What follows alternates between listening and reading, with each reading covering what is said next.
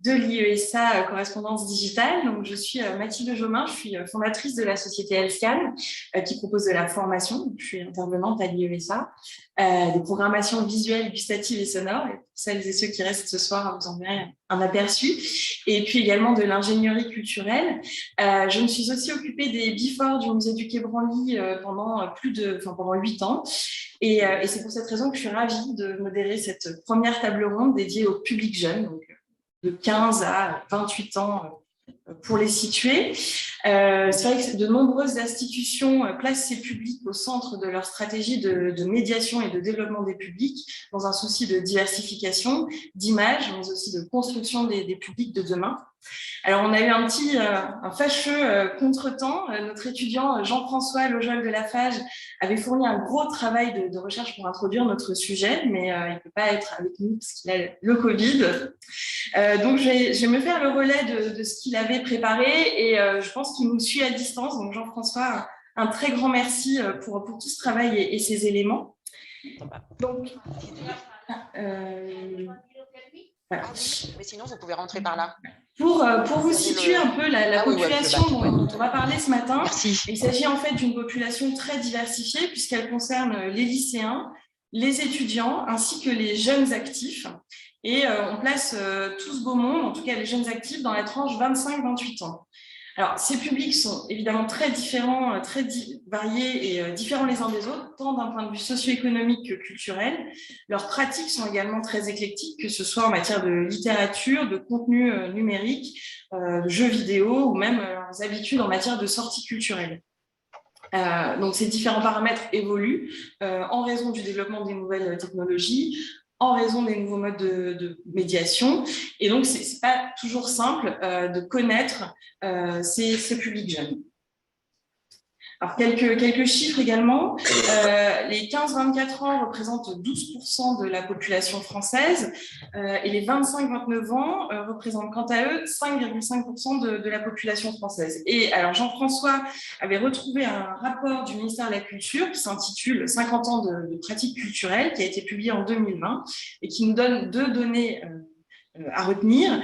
18% des 15-24 ans ont visité un site patrimonial ou assisté à un spectacle au cours des 12 derniers mois de l'année 2018, alors que 47% des 15-28 ans ont fréquenté ces lieux sur la même période, ce qui nous dit quelque chose d'important sur les pratiques culturelles à partir de 24 ans. Alors, un petit point d'histoire également.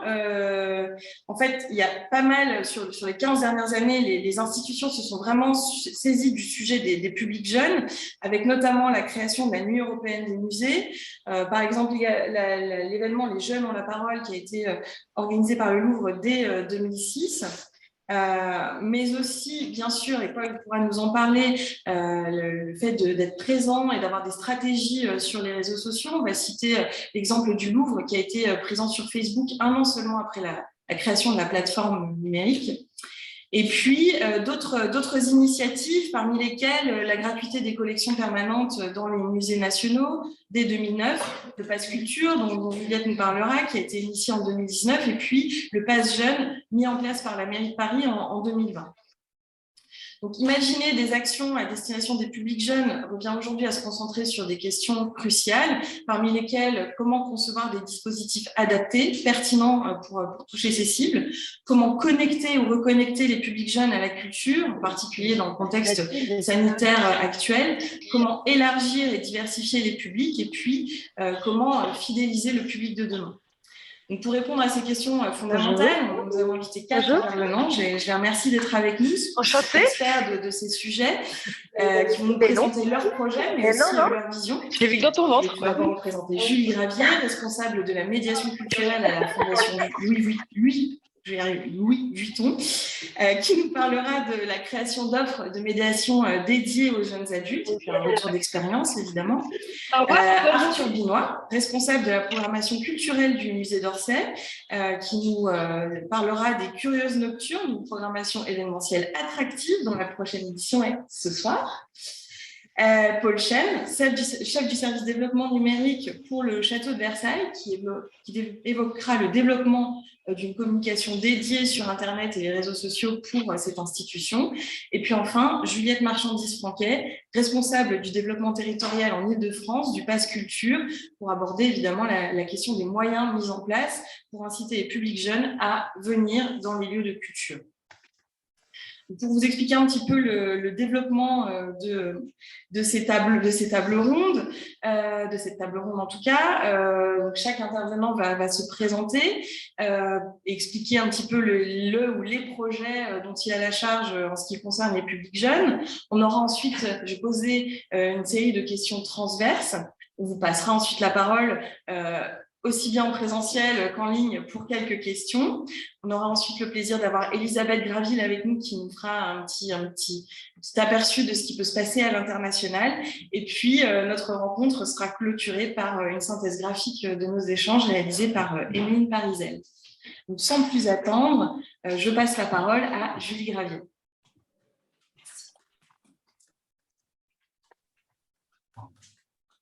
Bonjour à tous. Donc je vais vous présenter ce matin les nocturnes de la Fondation Louis Vuitton.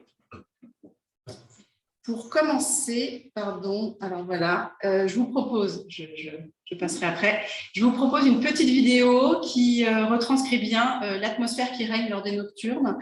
J'ai juste une question sur le son, ça fonctionnera? D'accord, j'ai rien à faire. Ok. J'attends. Je lance.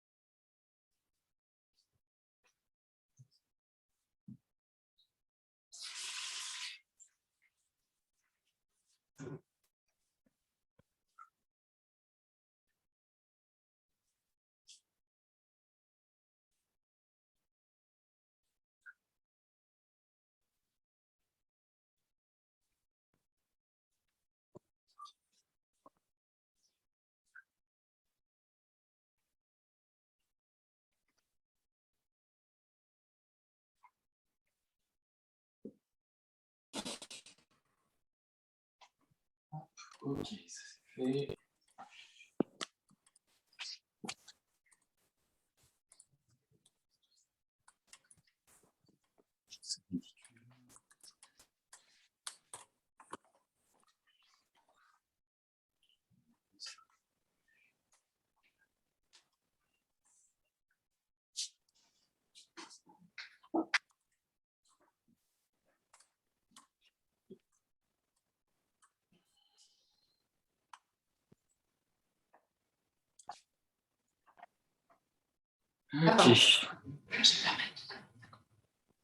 Ok.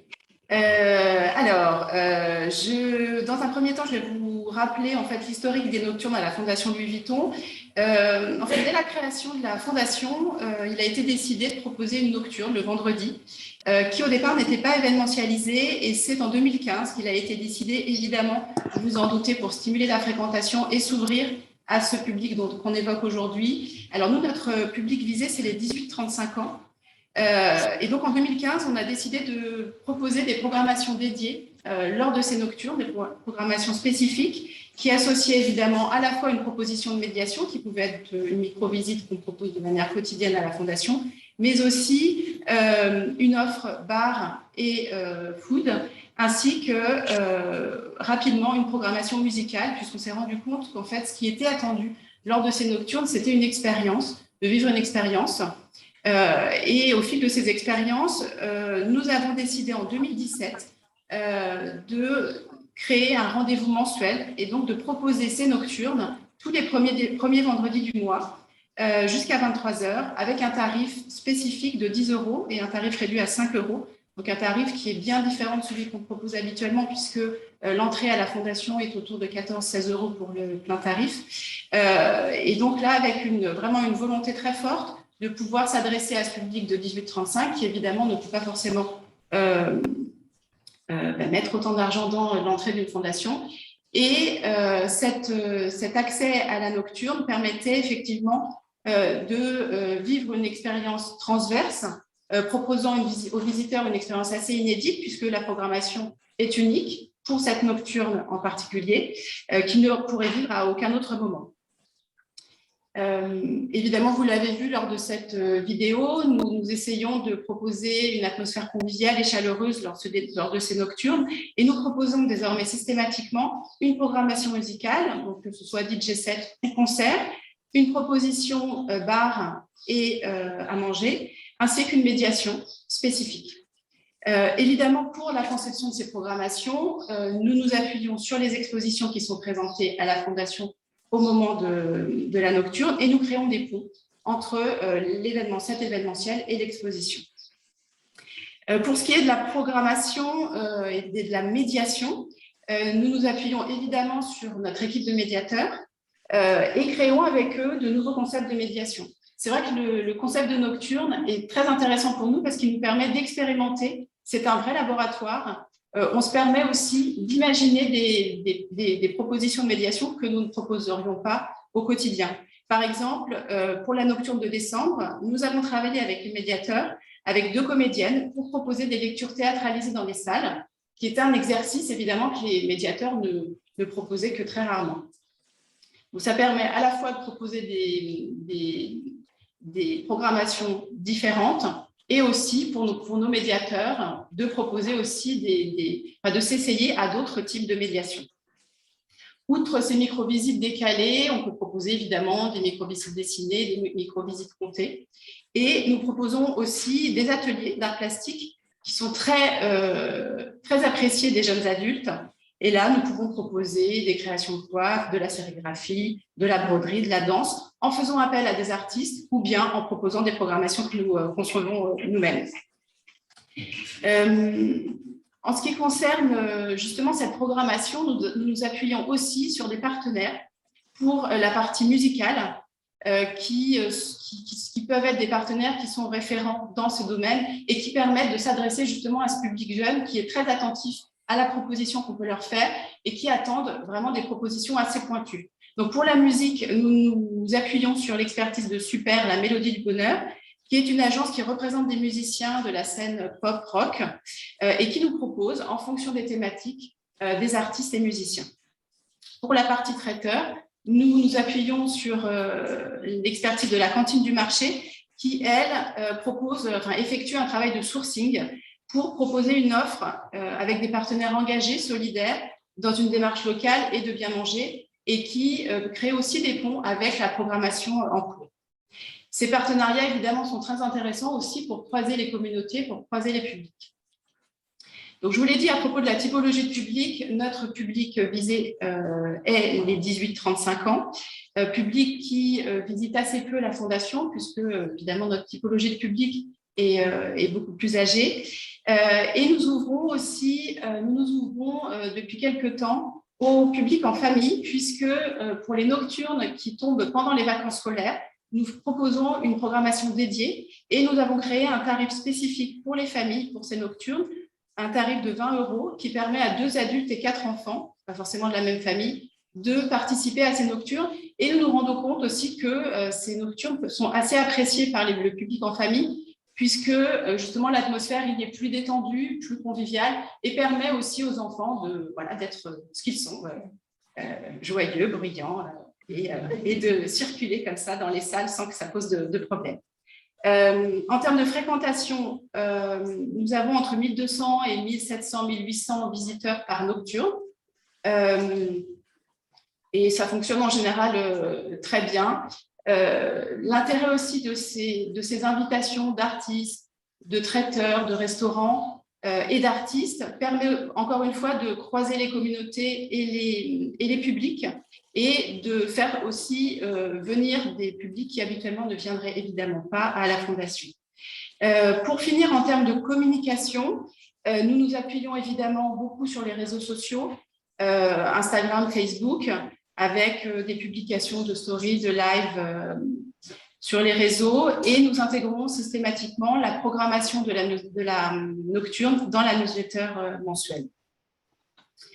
Et pour finir, je vous invite à la prochaine nocturne qui aura lieu le 6 mai et qui sera consacrée à l'exposition La couleur en fugue autour du travail de peinture hors cadre de Steven Parino, de Sam Gilliam, de Katharina Grosse et de Megan Rooney. Merci.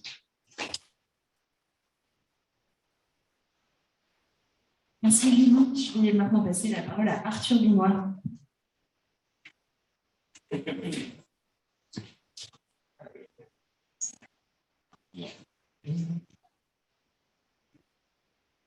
C'est bon. Bonjour à tous. Je suis donc Arthur Binois. Je travaille au musée d'Orsay et de l'Orangerie. Et je suis donc responsable de programmation, c'est-à-dire je ne suis pas chargé de public à proprement parler. Mon travail, c'est plutôt de faire venir des artistes et de concevoir des programmations culturelles, mais avec, évidemment, vous vous en doutez, un regard très attentif sur le jeune public, puisque, entre autres, différents portefeuilles, je gère la littérature, le spectacle vivant, je m'occupe aussi de l'événementiel et des Curieuses Nocturnes, dont je vais vous parler aujourd'hui, qui est notre format événementiel, un petit peu à l'image de ce que vous a présenté tout à l'heure la Fondation Louis Vuitton. Alors, j'ai 5 minutes, donc je vais être très synthétique. Évidemment, s'il y a des questions tout à l'heure, je ferai plaisir d'y répondre. À l'origine des nocturnes, donc des Curieuses Nocturnes. Alors déjà, Curieuses Nocturnes, il y a deux idées dans le titre. À la fois curiosité intellectuelle, puisqu'on vient pour apprendre, pour en savoir plus, découvrir des choses, mais aussi curiosité tout court, puisqu'on va essayer de proposer des formats inattendus, des choses auxquelles on ne s'attend pas forcément à voir ni à faire dans un musée. À l'origine du format, donc, on a lancé ça en 2015 aussi. C'était la mode à l'époque. Et il y avait un double constat qui était celui de relancer la fameuse mesure de gratuité pour les moins de 26 ans dans les musées nationaux, qui a marché au début puis qui s'est soufflé un petit peu, avec l'idée de la relancer par une programmation. L'idée étant que le spectacle vivant, la musique, la programmation peut être un outil de reconquête et d'attractivité pour ces publics. L'autre idée, c'était de regrouper les moyens, non pas de les essaimer sur plusieurs petits rendez-vous, mais de regrouper sur de très grands rendez-vous, des gros formats qui nous permettront d'accueillir plus de monde, mais aussi d'être plus visible en termes de communication et aussi de concentrer les moyens humains, aussi techniques et évidemment financiers. Donc ça, c'est un choix stratégique qu'on a fait. Aujourd'hui, il y a 5 nocturnes par an sur le musée d'Orsay et de l'Orangerie, puisque c'est le même établissement, qui sont en général liés à la programmation scientifique du musée, donc des expositions. L'idée de base, la philosophie d'une curieuse nocturne, je dirais, c'est, pour simplifier, c'est celle d'un micro-festival. À l'échelle d'une soirée, vous avez de 18h30 jusqu'à 23h, un mélange de programmation qui va être très varié. On garde la philosophie du musée, c'est-à-dire que c'est le public qui va choisir les programmations auxquelles il veut participer, les concerts, les ateliers. Et puis surtout, on a une pluridisciplinarité très forte, à l'image du projet du musée d'Orsay, qui à la base est un musée de toutes les disciplines, peinture, sculpture, littérature, mais aussi musique. Et donc, dans une nocturne, vous allez avoir toujours à peu près 5 parties à faire. Un grand concert plutôt de musique pop dans la grande nef du musée. Donc ça, c'est la photo que vous voyez. Un des plus beaux concerts qu'on a fait. Calypso Rose, pour ceux qui la connaissent, pour l'exposition Modèle Noir en 2018. Vous avez donc ce grand moment qui sont des concerts 15-20 minutes, qu'on a choisi un format très léger pour pouvoir le faire 3 fois dans la soirée, parce qu'on a remarqué qu'il y a des vagues de public sur une longue soirée comme ça de 4 ou 5 heures. Les gens viennent par vagues, comme ça tout le monde peut y assister. Vous avez aussi évidemment des ateliers, une offre. On a constaté que ce public est très très friand de pratique. Donc on a des ateliers artistiques, on a toujours aussi la médiation évidemment, dans laquelle on imagine aussi des formats innovants, que ce soit un jeu de piste, des choses comme ça, pour découvrir soit l'expo, soit la collection sur un thème. On a aussi des conférences très courtes qu'on appelle les rencontres inspirantes de 50 minutes, où on invite une personnalité artistique, scientifique, culturelle à présenter son parcours, le partager avec cette génération-là de manière très informelle, en bord de scène, pendant une petite heure. Et puis, on a aussi, ce qui est très important, on l'a dit tout à l'heure, l'espace vraiment de convivialité, le bar avec un DJ set, où là, on a ce qu'on appelle la curieuse formule, où on a une sorte d'happy hour, où on peut prendre un verre, partager une planche de manière assez détendue, pour vivre un moment de convivialité dans un musée. C'est aussi l'ambition du format. Je pense que le temps file, alors j'ai une slide un peu plus sérieuse. Non, c'est intéressant quand même, parce qu'on a eu la chance d'avoir une étude de public réalisée sur ce format, donc j'avais envie de partager avec vous quelques éléments, parce qu'évidemment, il y en a beaucoup. Des éléments évidemment qui sont à notre avantage, hein, que j'ai filtrés. Non, sur la question qui était la question essentielle, c'est est-ce que cette proposition, donc maintenant qu'il y a presque 7 ans, même si on a eu une interruption de 2 ans pendant le Covid, puisque évidemment des photos comme celles que vous avez vues sont impensables avec les restrictions sanitaires. Donc, est-ce que ce format a réussi à transformer l'essai, a réussi à fonctionner? Moi, je dirais plutôt oui. Alors, évidemment, il y a des réserves, hein, mais quand même, globalement, si j'analyse quelques éléments, on voit que le public est majoritairement dans la cible. Donc, nous, on est aussi sur cette cible plutôt 18-35 que 18-25. On l'a élargi aussi, puisqu'on voit que c'est une sociabilité qui est cohérente sur cette échelle de public. 2 chiffres quand même que j'ai envie de partager avec vous, c'est la question des primo-visiteurs. Vous voyez, il y a 20% sur ces formats de gens qui viennent pour la première fois au musée d'Orsay. Et ça, on ne s'y attendait pas, on l'a découvert grâce à cette étude. Et le facteur d'explication, il est ailleurs, c'est aussi sur la sociabilité de groupe de ce public-là. On vient rarement seul à une nocturne, on vient souvent en groupe d'amis. Et dans le groupe d'amis, il y en a toujours un ou une qui vient pour la première fois et avec qui on a envie de faire découvrir le musée à travers ce format.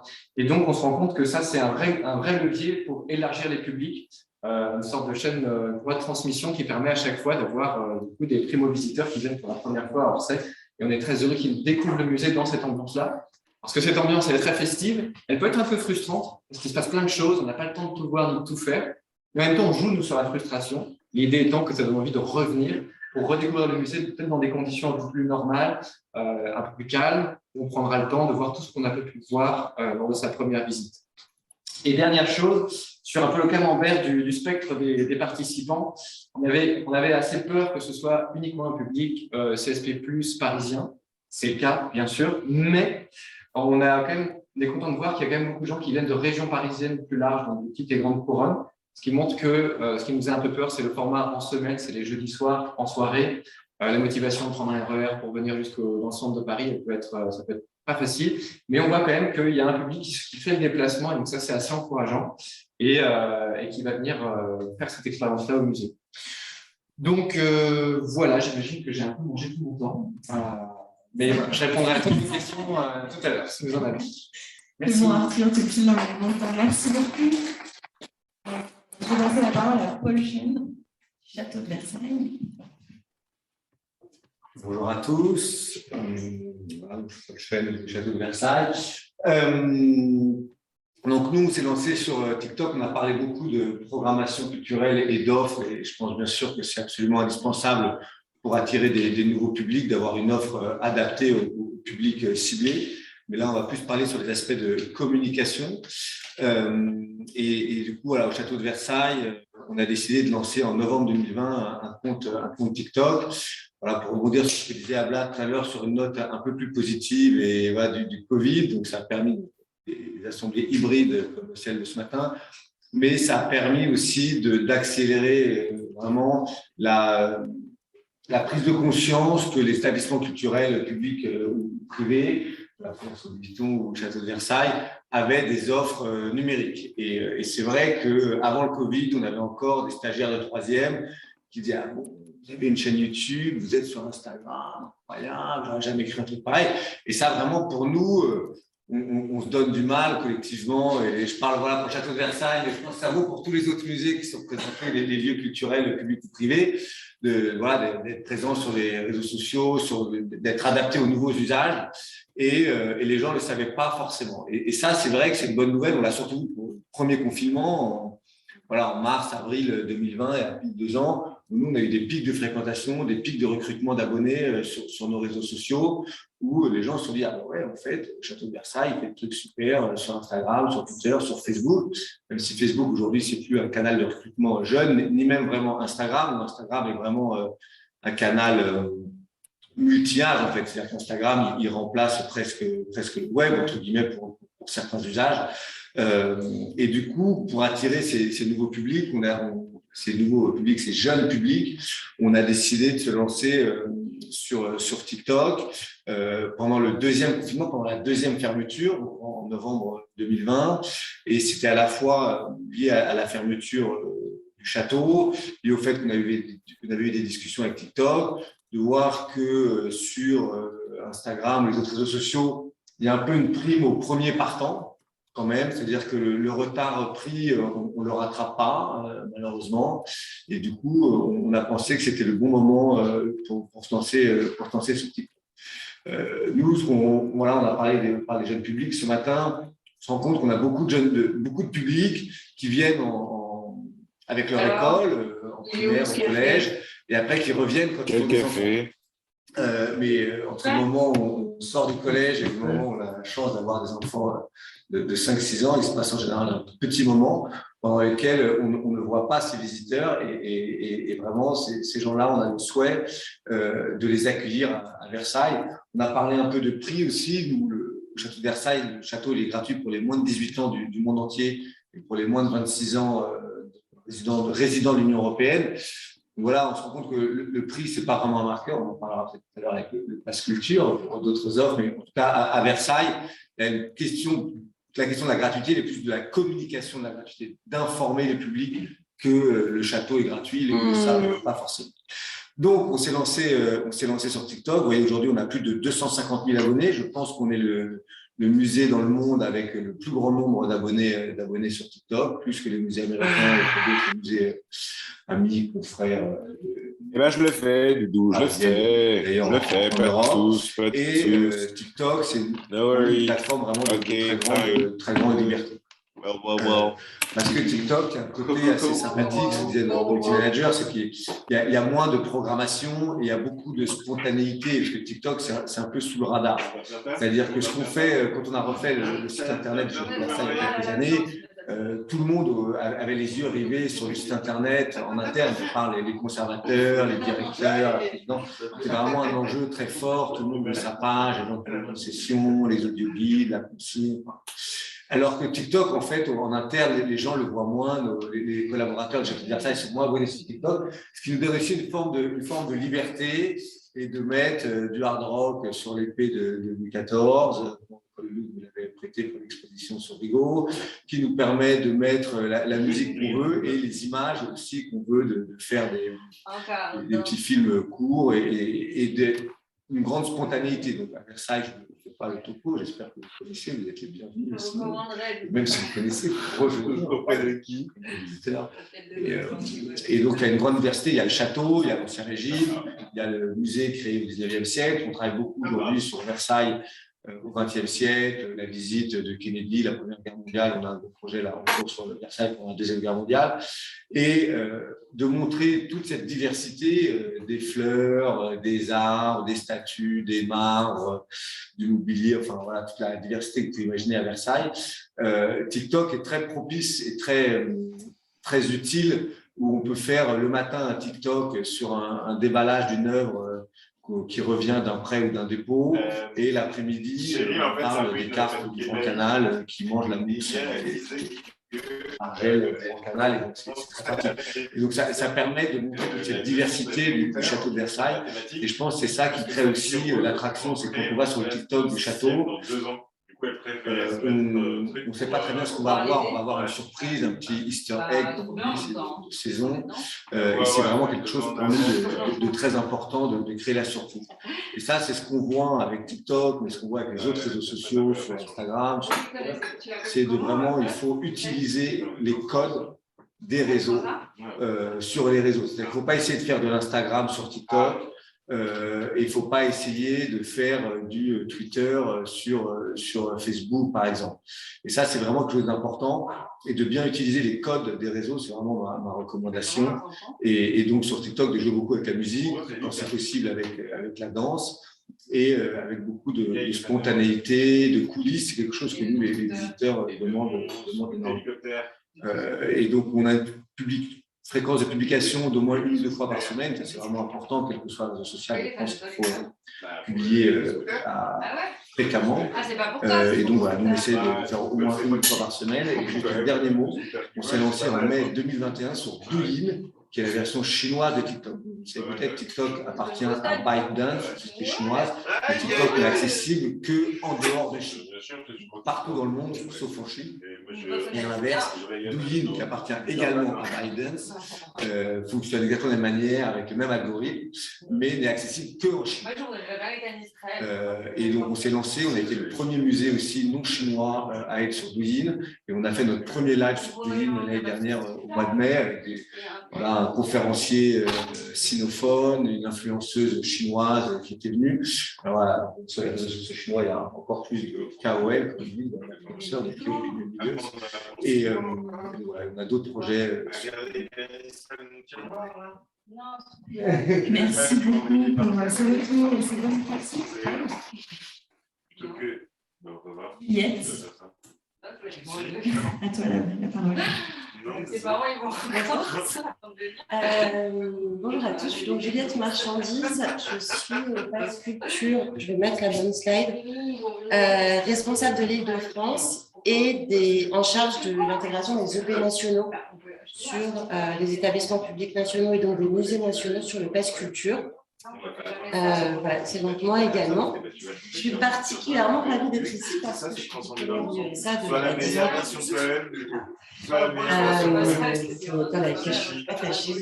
En tout cas, c'est pas un modèle je me suis formée. Ça, c'est sûr que c'est pas ça. Et ils ont fait une master métier de la culture. Le Pass Culture, qu'est-ce que c'est? C'est une plateforme jeune. Avant toute chose, c'est donc un dispositif d'État issu d'une promesse du président de la République et donc porté par le ministère de la Culture aujourd'hui en partenariat avec d'autres ministères, le ministère de l'Éducation nationale, sous tutelle également de la Caisse des dépôts et consignations. Très concrètement, c'est une application, avant toute chose, une application qui est disponible à tous, qui est gratuite, télécharge sur le store, accessible aussi sur Internet, sans forcément d'avoir compte bénéficiaire comme pour les jeunes, mais depuis laquelle on accède à toute l'offre culturelle sur le territoire national. L'offre culturelle étant réunissant autant la sortie, donc cinéma, théâtre, spectacle vivant, et puis bien sûr les musées et tous les lieux de visite. Nous n'entendons rien à bien l'opérateur. Peut-on fermer son micro, s'il vous livres plaît? Instruments de musique, CD, disques et vinyles, et le matériel des beaux-arts, les cours et pratiques artistiques, et enfin les offres en ligne. Excusez-nous, on suivre, il y a trop de micros ouverts là. En ligne, de visites virtuelles à quelques plateformes de streaming qui sont des plateformes françaises hyper sélectionnées. À travers cette application, il y a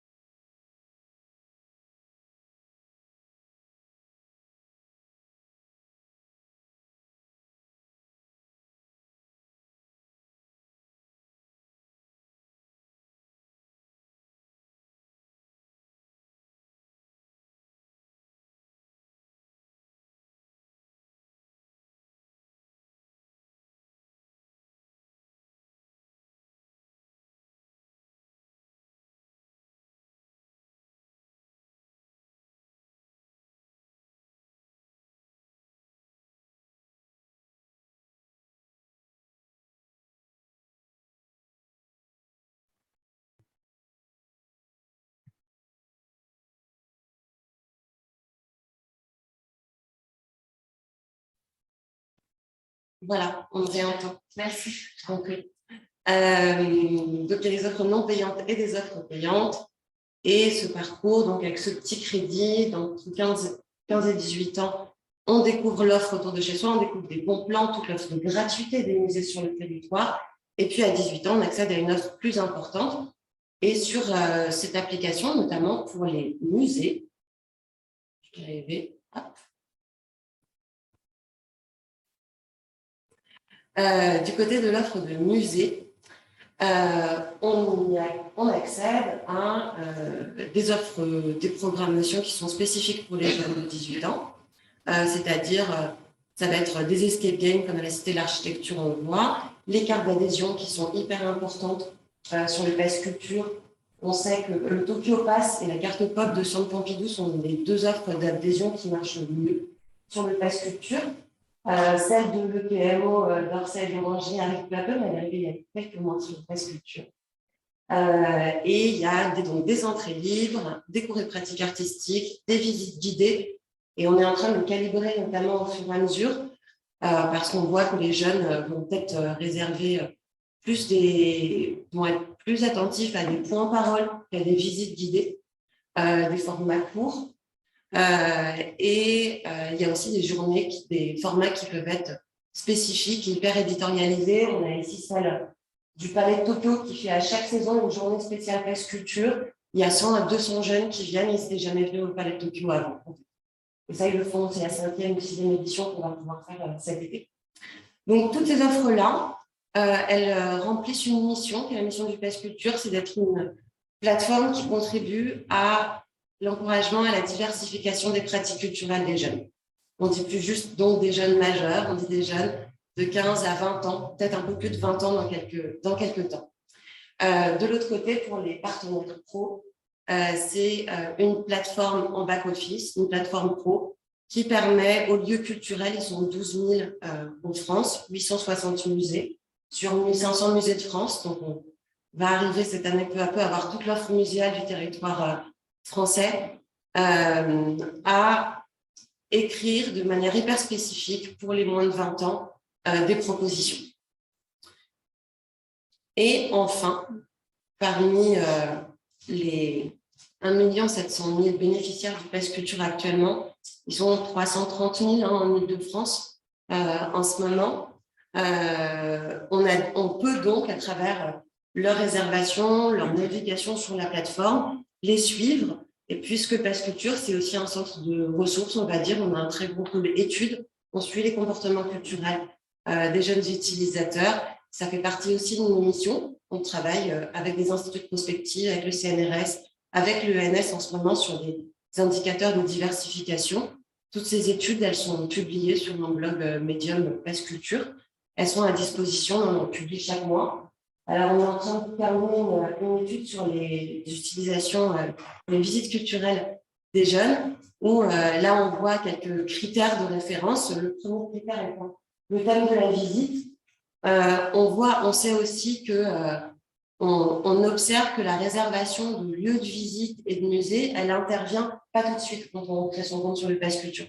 Elle intervient au bout de 6 mois, parce qu'au départ, je pense qu'on a un jeune a l'idée de ce qu'il va avoir sur le Pass Culture, il va faire ses premières réservations de manga, on le sait tous, il va dépenser un petit peu, utiliser ce crédit, et puis au bout de 6 mois, on va aller sur de la réservation de lieux de visite, de cartes d'adhésion, de musées. À un moment où on va plus approfondir peut-être sa pratique, on va la diversifier justement, et c'est peut-être là effectivement un critère et indicateur de réussite. Au bout de 130 €, je crois, de moyenne de dépenses en général, et de ces 6 mois, les jeunes vont au musée découvrir ces lieux et donc faire ses premières réservations et y retourner. Merci beaucoup. Merci beaucoup. Merci à tous pour cette présentation. Alors maintenant, je vais vous poser quelques questions qui vont nous permettre de creuser les problématiques qui ont été évoquées au cours de vos présentations et puis qui se posent lorsque vous s'adressez au public jeune. La première, évidemment, va concerner les contenus. Quelle est votre stratégie pour adapter vos contenus afin de toucher les publics jeunes sans verser à la fois dans une logique de distraction, pur divertissement, et puis sans non plus n'avoir recours aux marronniers, au sujet très attendu dont on pense qu'ils vont toucher ces publics. Je ne sais pas qui veut commencer.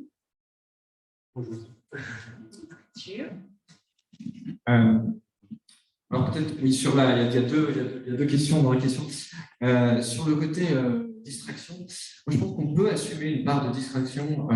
Je pense que la réponse, elle est plutôt dans la diversité de l'offre et dans le fait qu'il n'y ait pas que de quelque chose de uniquement récréatif et on peut, en fait, il y a toujours plusieurs raisons de venir dans un musée, de pousser la porte, et dans ces formats, on essaie justement d'aller chercher des raisons qui ne sont pas peut-être les raisons liées directement à l'identité du musée, mais l'idée, c'est qu'une fois qu'on a poussé la porte de ce musée, pour une bonne ou une peut-être moins bonne raison, aucune importance, on va faire une expérience, on va découvrir plein de choses, et donc, nous, je pense qu'on peut assumer une part de distraction, mais il faut après que dans le bouquet d'offres qu'on va découvrir dans le musée, on s'y retrouve, on apprenne des choses et on a une vraie expérience muséale quand même. Et sur la deuxième question, sur la question des marronniers, les tartes à la crème, les grands sujets, bien sûr, on ne peut pas s'en tenir à ça, mais je pense aussi une fois de plus que si on veut faire venir des personnes pour la première fois, il faut aussi être honnête. Nous, par exemple, au musée d'Orsay, c'est les impressionnistes, et je pense qu'il faut aussi assumer, peut-être parfois faire une soirée impressionniste, c'est pas grave. Au contraire, ça va permettre de commencer par le début. Et je dirais que souvent, un des dangers quand on est trop spécialiste de sa collection, c'est d'éliminer cette première marche et de commencer à parler au public dès la deuxième ou la troisième marche. Et du coup, la première entrée, ceux qui viendraient au musée d'Orsay pour les impressionnistes, par exemple, ne vont pas la trouver. Et donc, je pense qu'il faut au contraire leur faire une place et la garder dans le bouquet, et évidemment pas s'y limiter. Mais peut-être que les camarades ont des compléments à donner.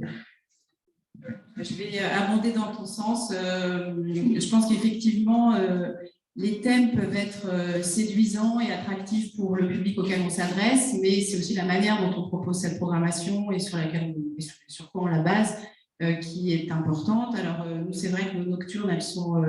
les thématiques et ce sur quoi on s'appuie changent au fil des expositions qu'on peut proposer à la Fondation.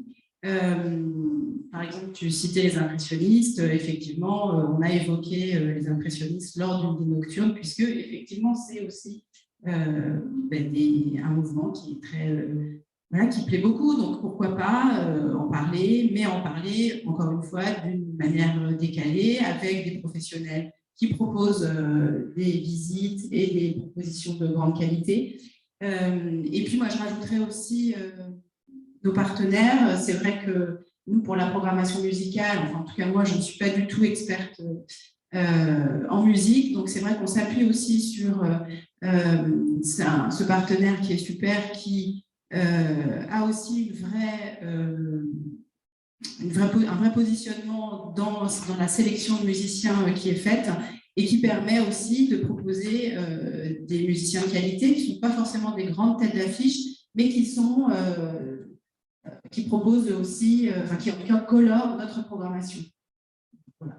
Je vais ajouter un mini truc, je vais encore même plus loin.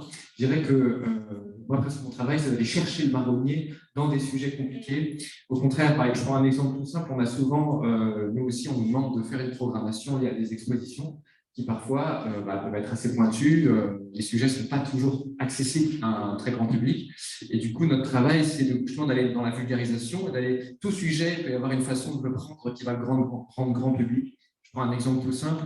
Donc, au musée de l'Orangerie récemment, c'était avant la fin du monde, avant le Covid, mais on avait cette exposition autour de Félix Fénéon, donc ce critique, historien d'art du début du XXe siècle, complètement inconnu évidemment de cette cible, et peut-être de beaucoup de gens dans cette salle, et moi le premier. Mais il se trouve qu'on a réussi à en faire une soirée qui a très bien marché en faisant cette dimension. Il était anarchiste et il avait tout ce côté un peu underground, un peu punk du monde anarchiste du début du siècle à Paris. Et on a réussi à faire une super soirée autour des anarchistes de l'art et qui a bien marché, alors qu'à la base, Félix Fénéon, quand même, on était un peu perdant, un peu sec. Ouais. Donc voilà, au contraire, on dirait qu'on va chercher le marronnier partout où il se cache. Oui, alors je suis tout à fait d'accord avec ce que vous disiez. Il y a une sorte de promesse qu'on fait, je pense, c'est-à-dire qu'en effet, quand on est au château de Versailles, dans la promesse, il y a la galerie des glaces. Et si on dit aux visiteurs, au public jeune, vieux, français ou étranger, qu'il vient au château de Versailles, qu'il ne verra pas la galerie des glaces, il aura un malentendu part et d'autre, et ce n'est pas ce qu'on souhaite. Donc, en effet, de profiter de ces stars qu'on a la chance d'avoir les uns et les autres dans le musée pour attirer, et en effet de les amener ensuite à autre chose dans la même visite ou une autre visite. Nous, la question c'est pas tant la question du contenu qu'on se pose qui est la question du canal. Pareil pour TikTok ou sur YouTube, par exemple, mais également la question un peu du ton qu'on emploie. Le contenu du Château de Versailles, il est là. C'est pas nous, ni à la médiation, ni à la communication, qui allons le changer. C'est-à-dire que le Château de Versailles est là avec son histoire, ses collections, son patrimoine. Et nous, notre travail, justement, c'est de transmettre, de passer, un travail de passeur. Et donc, ça passe soit par des nouveaux canaux, des canaux qu'on n'utilisait pas, et aussi par un ton. On a fait, par exemple, sur YouTube, une vidéo pour les enfants. Il était une fois Versailles en dessin animé, en fait, nous-mêmes. Ça peut passer par de la création, on a parlé de musique. On a aussi invité des cartes blanches de musique électro avec des clips et des podcasts. Voilà, le dernier, on a de Salsette, avant ça, avec Yacine et Fakir. Le dernier de Fakir, excusez-moi. Mais voilà, tous ces gens-là, ils ne racontent pas autre chose que Versailles. C'est-à-dire que le contenu est le même, mais la médiation est différente. Voilà, le canal YouTube, c'est un canal historique sur lequel on est depuis plus de 10 ans, depuis 2009, qui est très important pour le Château de Versailles. Mais voilà, en faisant un dessin animé ou un clip de musique électronique, on raconte la même chose, mais différemment. C'est vraiment ça notre point. Et effectivement, ce qui compte beaucoup, c'est la diversité des propositions, en fait, toutes les manières d'accéder à un lieu culturel, déjà selon notre niveau d'expérience de ce lieu, notre facilité à aller le découvrir.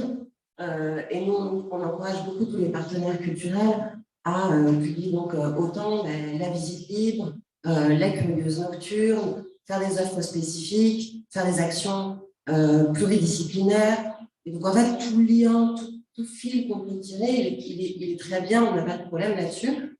D'autant plus que c'est un peu plus facile pour nous, puisque nous, on ne fait pas de contenu scientifique, c'est les partenaires culturels qui le font. Donc on va dire que si c'est le musée d'Orsay, le château, la Fondation Vuitton qui font une proposition, on va se dire que on peut y aller de manière assez décomplexée.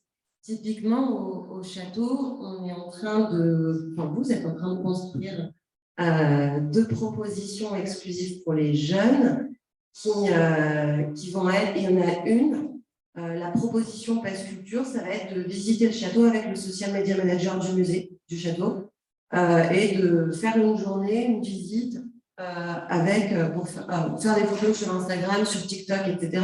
Et donc, en fait, il y a cet aspect pour poser son regard, publier sur les réseaux, mais où, en fait, qu'est-ce qu'on regarde derrière, qu'est-ce qu'on apprend, c'est la visite du château, des jardins, etc. Donc, à partir du moment où, quand même, c'est validé par un conservateur du patrimoine, on se dit qu'on peut complètement y aller. On n'a pas de problématique là-dessus. C'est comme quand la Cité de l'Architecture, l'été dernier, a eu très peur de se lancer sur le Pass Culture en disant que ce n'est pas du tout pour les jeunes. Parce qu'il y a aussi ça, je suis désolée de le dire, mais il y a parfois un petit peu de frilosité de la part de certaines équipes. Nous, par ailleurs, on est quand même un acteur nouveau. Donc, il y a eu de la frilosité vis-à-vis des Pass Culture de la part des partenaires.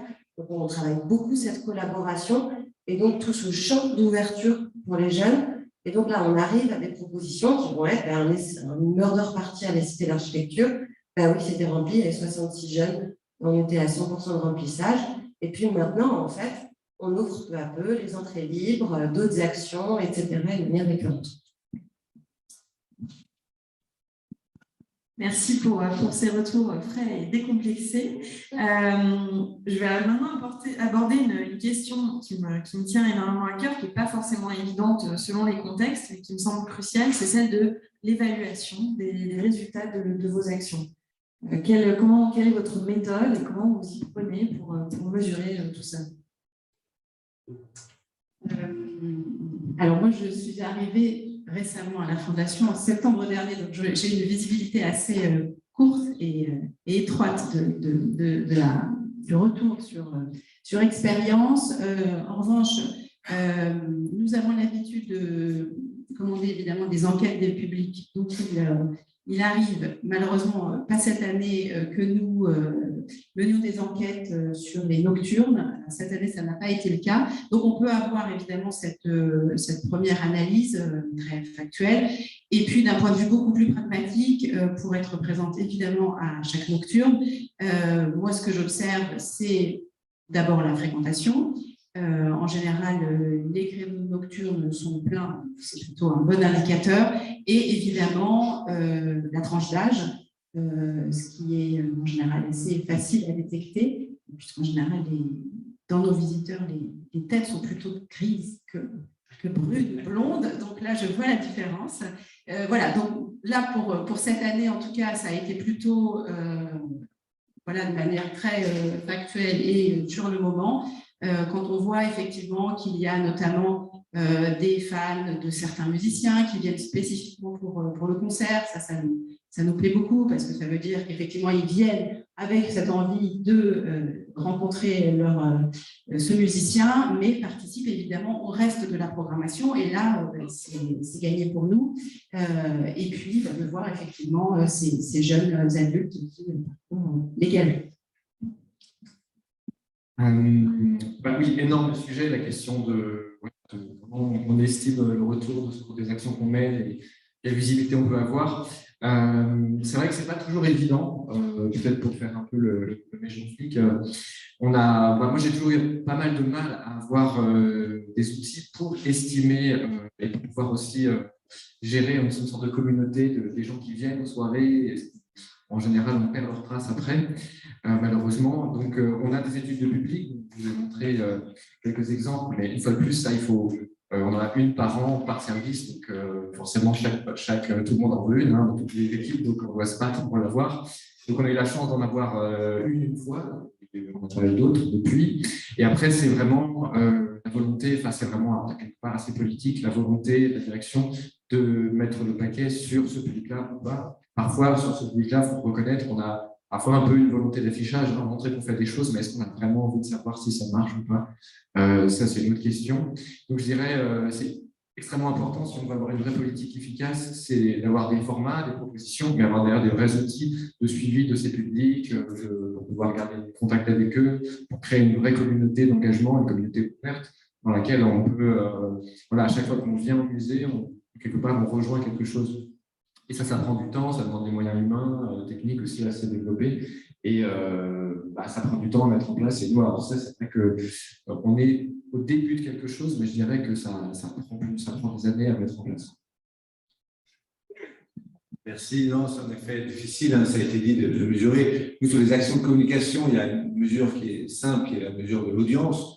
On est aussi un média, entre guillemets, à ce titre, avec la production de contenu et public.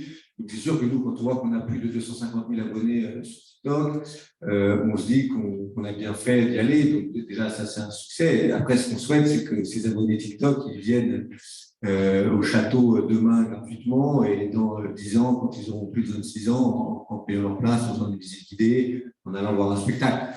C'est vraiment des actions de très long terme. On est vraiment dans des logiques de rayonnement du château de Versailles, de l'institution, et de familiarisation. On avait fait un live sur TikTok juste après le lancement en décembre 2020. Et je raconte cette anecdote souvent. Il y avait un directeur scientifique qui était de la Galerie des Glaces. Et les commentaires du live, les gens croyaient qu'il était dans un fond vert, parce que c'était pendant la fermeture du château. C'était le soir, bien sûr pas de public, c'était fermé le soir. Et les gens croyaient qu'il était dans un studio, qu'on avait mis un travers et qu'on avait plaqué une photo. On a quasiment demandé au directeur scientifique de faire des claquettes dans le château de Versailles pour prouver qu'on était vraiment dans la Galerie des Glaces et pas ailleurs. C'est public. Rien que ça, pour nous, d'avoir des publics qui se disent « Ok, le château de Versailles se donne la peine de faire quelque chose qui m'est destiné », c'est déjà un succès fort. C'est-à-dire que nous, d'avoir des gens à Trappes, à 10 km de Versailles, qui se disent le château de Versailles est aussi fait pour moi et pas que pour les gens de Versailles ou de Paris ou des Chinois, c'est très important. Et en ça, c'est déjà un succès de créer le lien, après de garder, de fidéliser avec les réseaux sociaux, et puis demain qui viennent. Voilà. Bien sûr, le Graal, c'est de voir un groupe d'ados qui vient seul, sans parents, sans profs, sans adultes. Voilà, ça, quand on a ça, on a envie de les embrasser. Merveilleux, vous êtes ici chez vous. Ça arrive parfois, heureusement. Avec nous. Et nous, on a des indicateurs qui sont évidents et officiels et d'autres qui sont en construction. Le premier indicateur, c'est le taux d'inscription des jeunes bénéficiaires du Pass Culture sur la population actuelle. Concernant les jeunes de 18 ans, et là, on a presque 1 an de généralisation du dispositif, c'était lancé en mai dernier. On a à peu près plus de 75% des jeunes de 18 ans qui sont bénéficiaires du Pass Culture. Pour les jeunes de 15, 16 et 17 ans, c'est un petit peu plus compliqué depuis le mois de janvier, pour plein de raisons. D'abord parce qu'on les touche moins facilement, ils ont moins de 18 ans pour des raisons RGPD. Et là, on n'a pas encore atteint les 50%, mais on y arrive doucement. Donc, ce taux d'inscription et ce taux d'utilisation, c'est-à-dire que ce qu'on compte, c'est les jeunes qui ont déjà fait une première réservation sur le Pass Culture. C'est le premier indicateur, suivi de quels jeunes, puisque le Pass Culture, c'est un nouveau droit, et parmi nos missions, notamment de chargés de développement territoriaux, une de nos actions est de nous adresser à tous les relais jeunesse, que ce soit des missions locales, des écoles de la seconde chance, etc., pour que la formation Pass Culture, elle arrive à tous les jeunes et pas seulement les étudiants en art, parisiens, etc. Donc là, on regarde, c'est une partie de nos critères d'évaluation en tant que réforme prioritaire, le taux d'inscription et d'utilisation des jeunes qui sont en quartier prioritaire de la ville et en zone rurale. Voilà, pour qu'ils correspondent à la population. Et en fait, les taux d'utilisation de ces jeunes du Pass Culture sont plutôt favorables.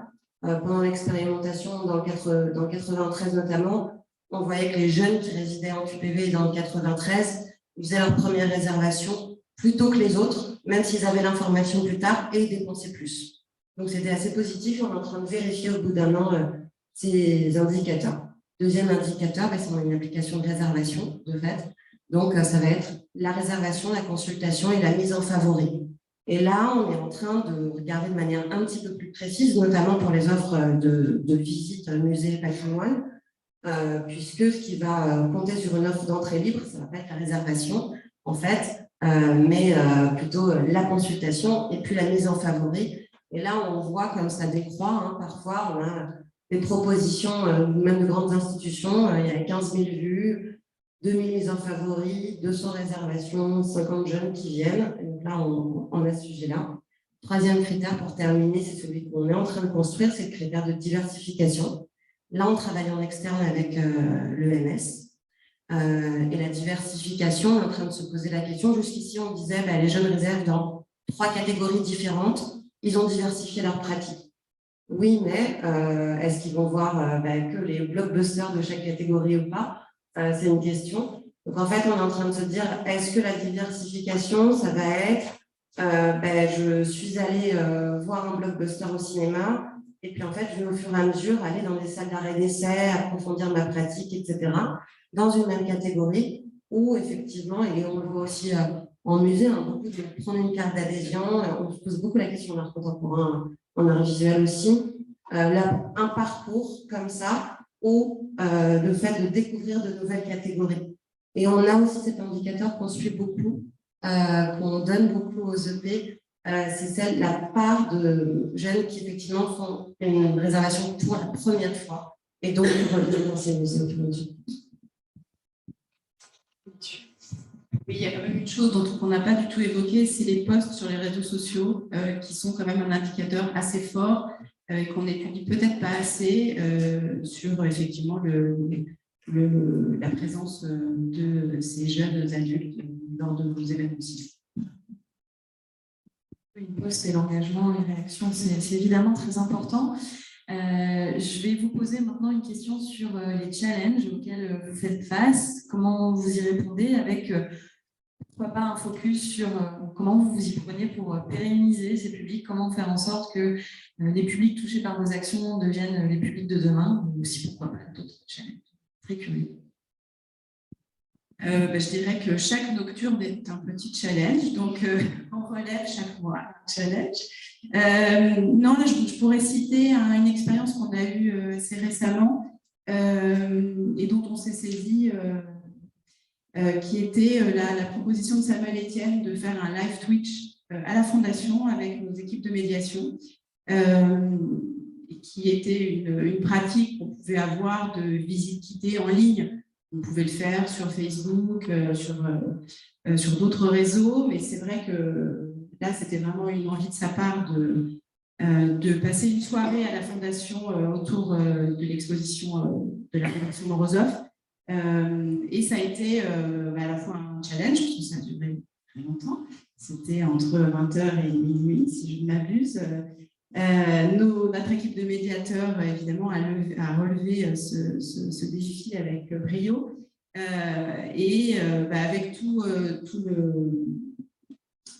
la passion et tout l'enthousiasme de Samuel Etienne, ça a été vraiment une très très belle expérience que nous n'aurions pas forcément initiée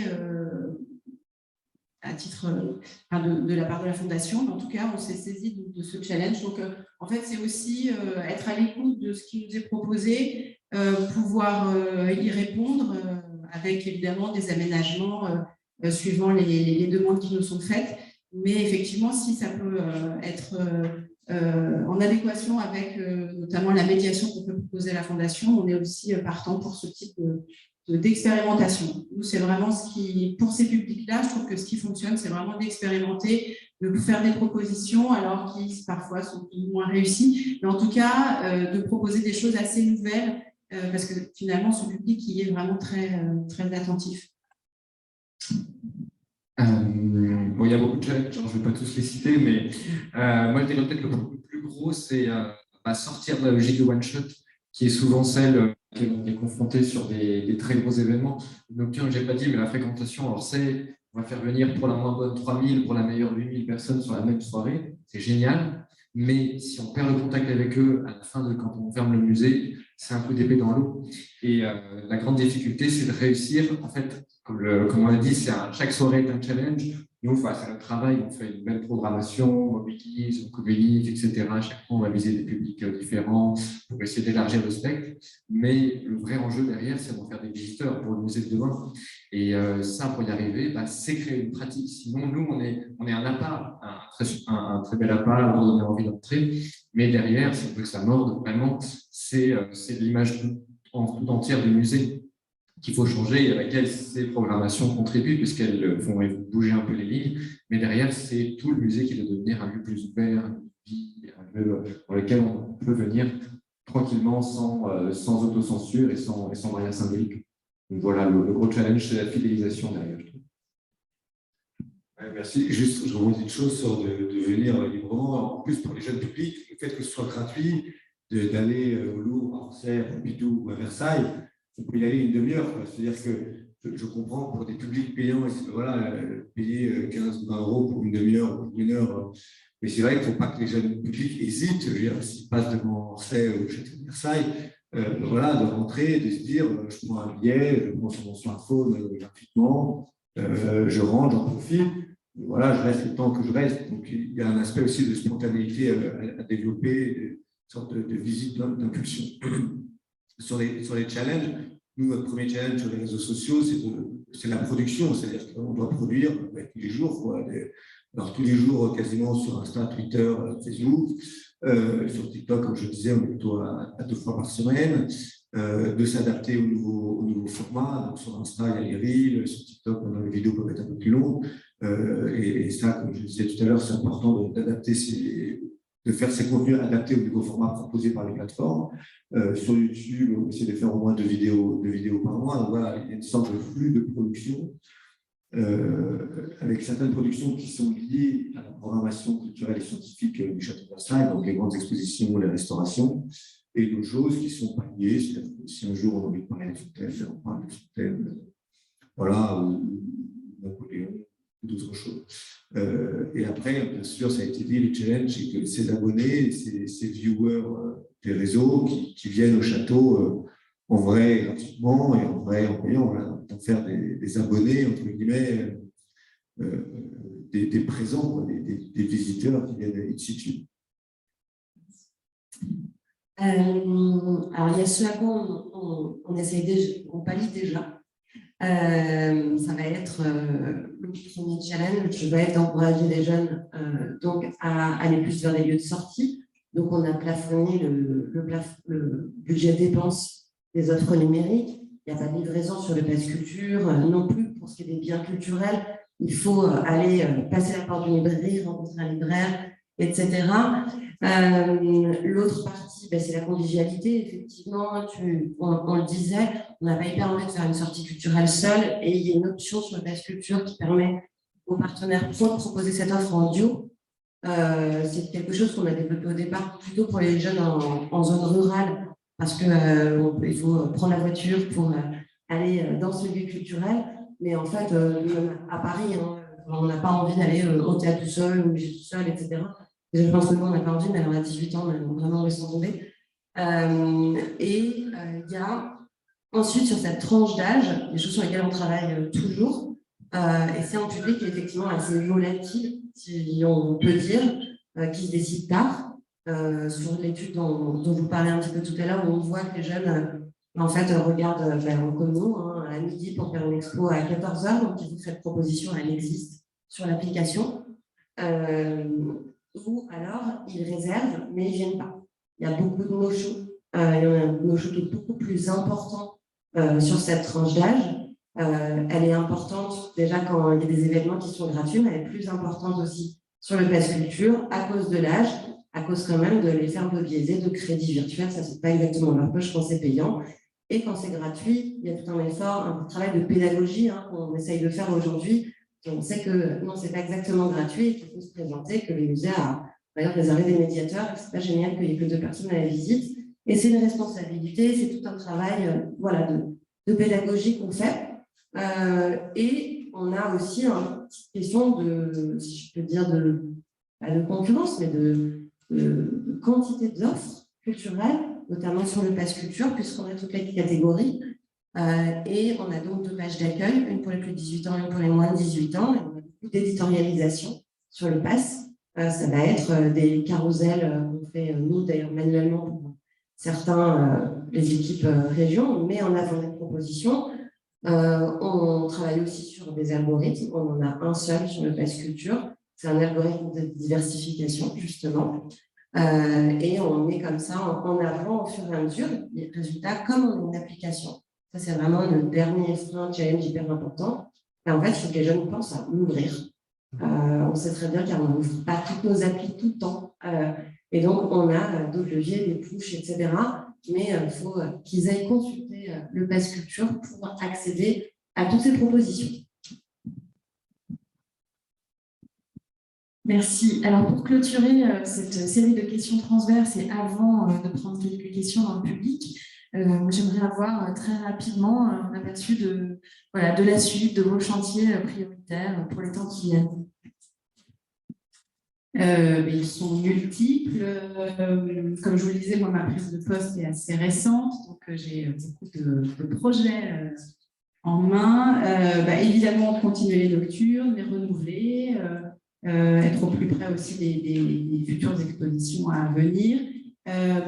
Pour parler du public qu'on évoque ce matin, c'est vrai que je l'ai évoqué très rapidement tout à l'heure, mais certaines nocturnes sont proposées aussi au public en famille, qui permet aussi de toucher ce public très difficile qui est l'adolescent. Donc ça, c'est un de mes sujets. Je n'ai pas du tout trouvé de solution pour les faire venir à la formation, mais c'est un des grands sujets. Donc je l'ai expérimenté au Centre Pompidou avec le studio 1316. C'est très difficile. C'est un public qui est très évanescent et qui vient mais ne revient pas. Voilà, pour X raisons. Donc voilà, un de mes chantiers, parmi tant d'autres. Nous déjà, c'est reconquérir le public, puisque, comme je vous le disais, le format des curieuses nocturnes, on l'a dû le mettre en pause pendant plus de 2 ans, puisque la dernière nocturne, c'était en janvier 2019, c'était il y a longtemps. Non, 2020. Non, 2020, mais ça fait quand même très longtemps, trop longtemps. Donc, et ça commence ce soir, puisque comme on l'a dit tout à l'heure, ce soir au musée d'Orsay, vous êtes tous chaleureusement invités à notre curieuse nocturne reprise autour de l'exposition Gaudi, avec une programmation autour de la Catalogne. Il y a plein de belles choses au musée. Donc, c'est ouvert jusqu'à 23h. Et plus sérieusement, une fois si on arrive à retrouver ce public-là, d'ailleurs, vous l'avez compris, je l'ai martelé très subtilement pendant toute mes prises de parole, c'est vraiment la fidélisation et réussir à créer une vraie communauté de jeunes qui aiment le musée, qui viennent de venir et qui vont le faire découvrir et qui seront autant d'ambassadeurs pour le faire découvrir autour d'eux à toute leur génération. Voilà. Merci. Nous, le challenge, c'est, voilà, on s'est lancé sur TikTok, on a pu se poser la question sur Snapchat, on a parlé tout à l'heure de Twitch. Voilà, on ne peut pas non plus humainement être publié tous les jours ou toutes les semaines sur les petits réseaux sociaux. Donc, on est beaucoup sur les réseaux sociaux chinois aussi. Donc voilà, c'est vraiment ça, à la fois l'organisation du travail et puis de choisir un peu quel contenu, sur quel réseau, pour quel public. Donc, c'est pas mal de travail d'organisation interne, un peu de rationalisation des contenus. Et voilà, quand on va sur un tournage, là, on a des tournages en ce moment sur des restaurations de sculptures de l'orangerie. Bon, ben voilà, on se dit, on va faire un TikTok, une vidéo YouTube, une vidéo restauration. On poste sur les réseaux classiques, on poste sur les réseaux chinois. Voilà, il y a cet aspect un peu de rationalisation de voilà, la manière dont on produit tous ces contenus. On peut citer 3 chantiers dont nous avons déjà un peu parlé. C'est l'éditorial, justement. Une fois qu'on aura toute l'offre culturelle muséale, il faut la mettre beaucoup mieux en avant. Là, on est en train de travailler une sélection, justement, sur la page d'accueil des nocturnes, qui sont hyper prisées. Donc, on commence à avoir à peu près toutes les nocturnes parisiennes. Donc, on va pouvoir faire, alors c'est une playlist, donc, nous a chez nous, donc une playlist nocturne à Paris. Et cet éditorial doit être territorialisé. On parle de Paris là, mais effectivement, le château de Versailles, il faut que ce soit accessible pour les jeunes aussi en Yvelines, il faut qu'il y ait des jeunes de Trappes, il ne faut pas que ce soit que les Parisiens, etc. Et puis, cet accès au musée, il va se travailler très différemment dans 77, à Paris, quand il y a une institution qui a un rayonnement national, etc. Et à travers des thématiques beaucoup plus pluridisciplinaires, beaucoup plus positionnées. Le deuxième chantier, j'ai oublié, c'était un moment, c'est la diversification, pardon, je vais le dire tellement de fois. Et le dernier branche que je n'ai pas cité, c'est ce qui se passe après 20 ans. Une fois qu'on a fini son passe culture, et c'est là qu'on commence à se demander, on a fini son crédit, on a 20 ans, comment on reste sur l'application et comment peut-être le pass culture accompagne les jeunes sur un parcours peut-être jusqu'à 25 ans. C'est d'ailleurs en ce moment dans nos statuts qui commence à l'être. Merci. Parfait, merci pour ces retours plein d'enthousiasme pour une suite très prometteuse. On va prendre quelques questions du public et peut-être commencer par nos publics à distance. Est-ce que vous avez reçu des questions? Oui.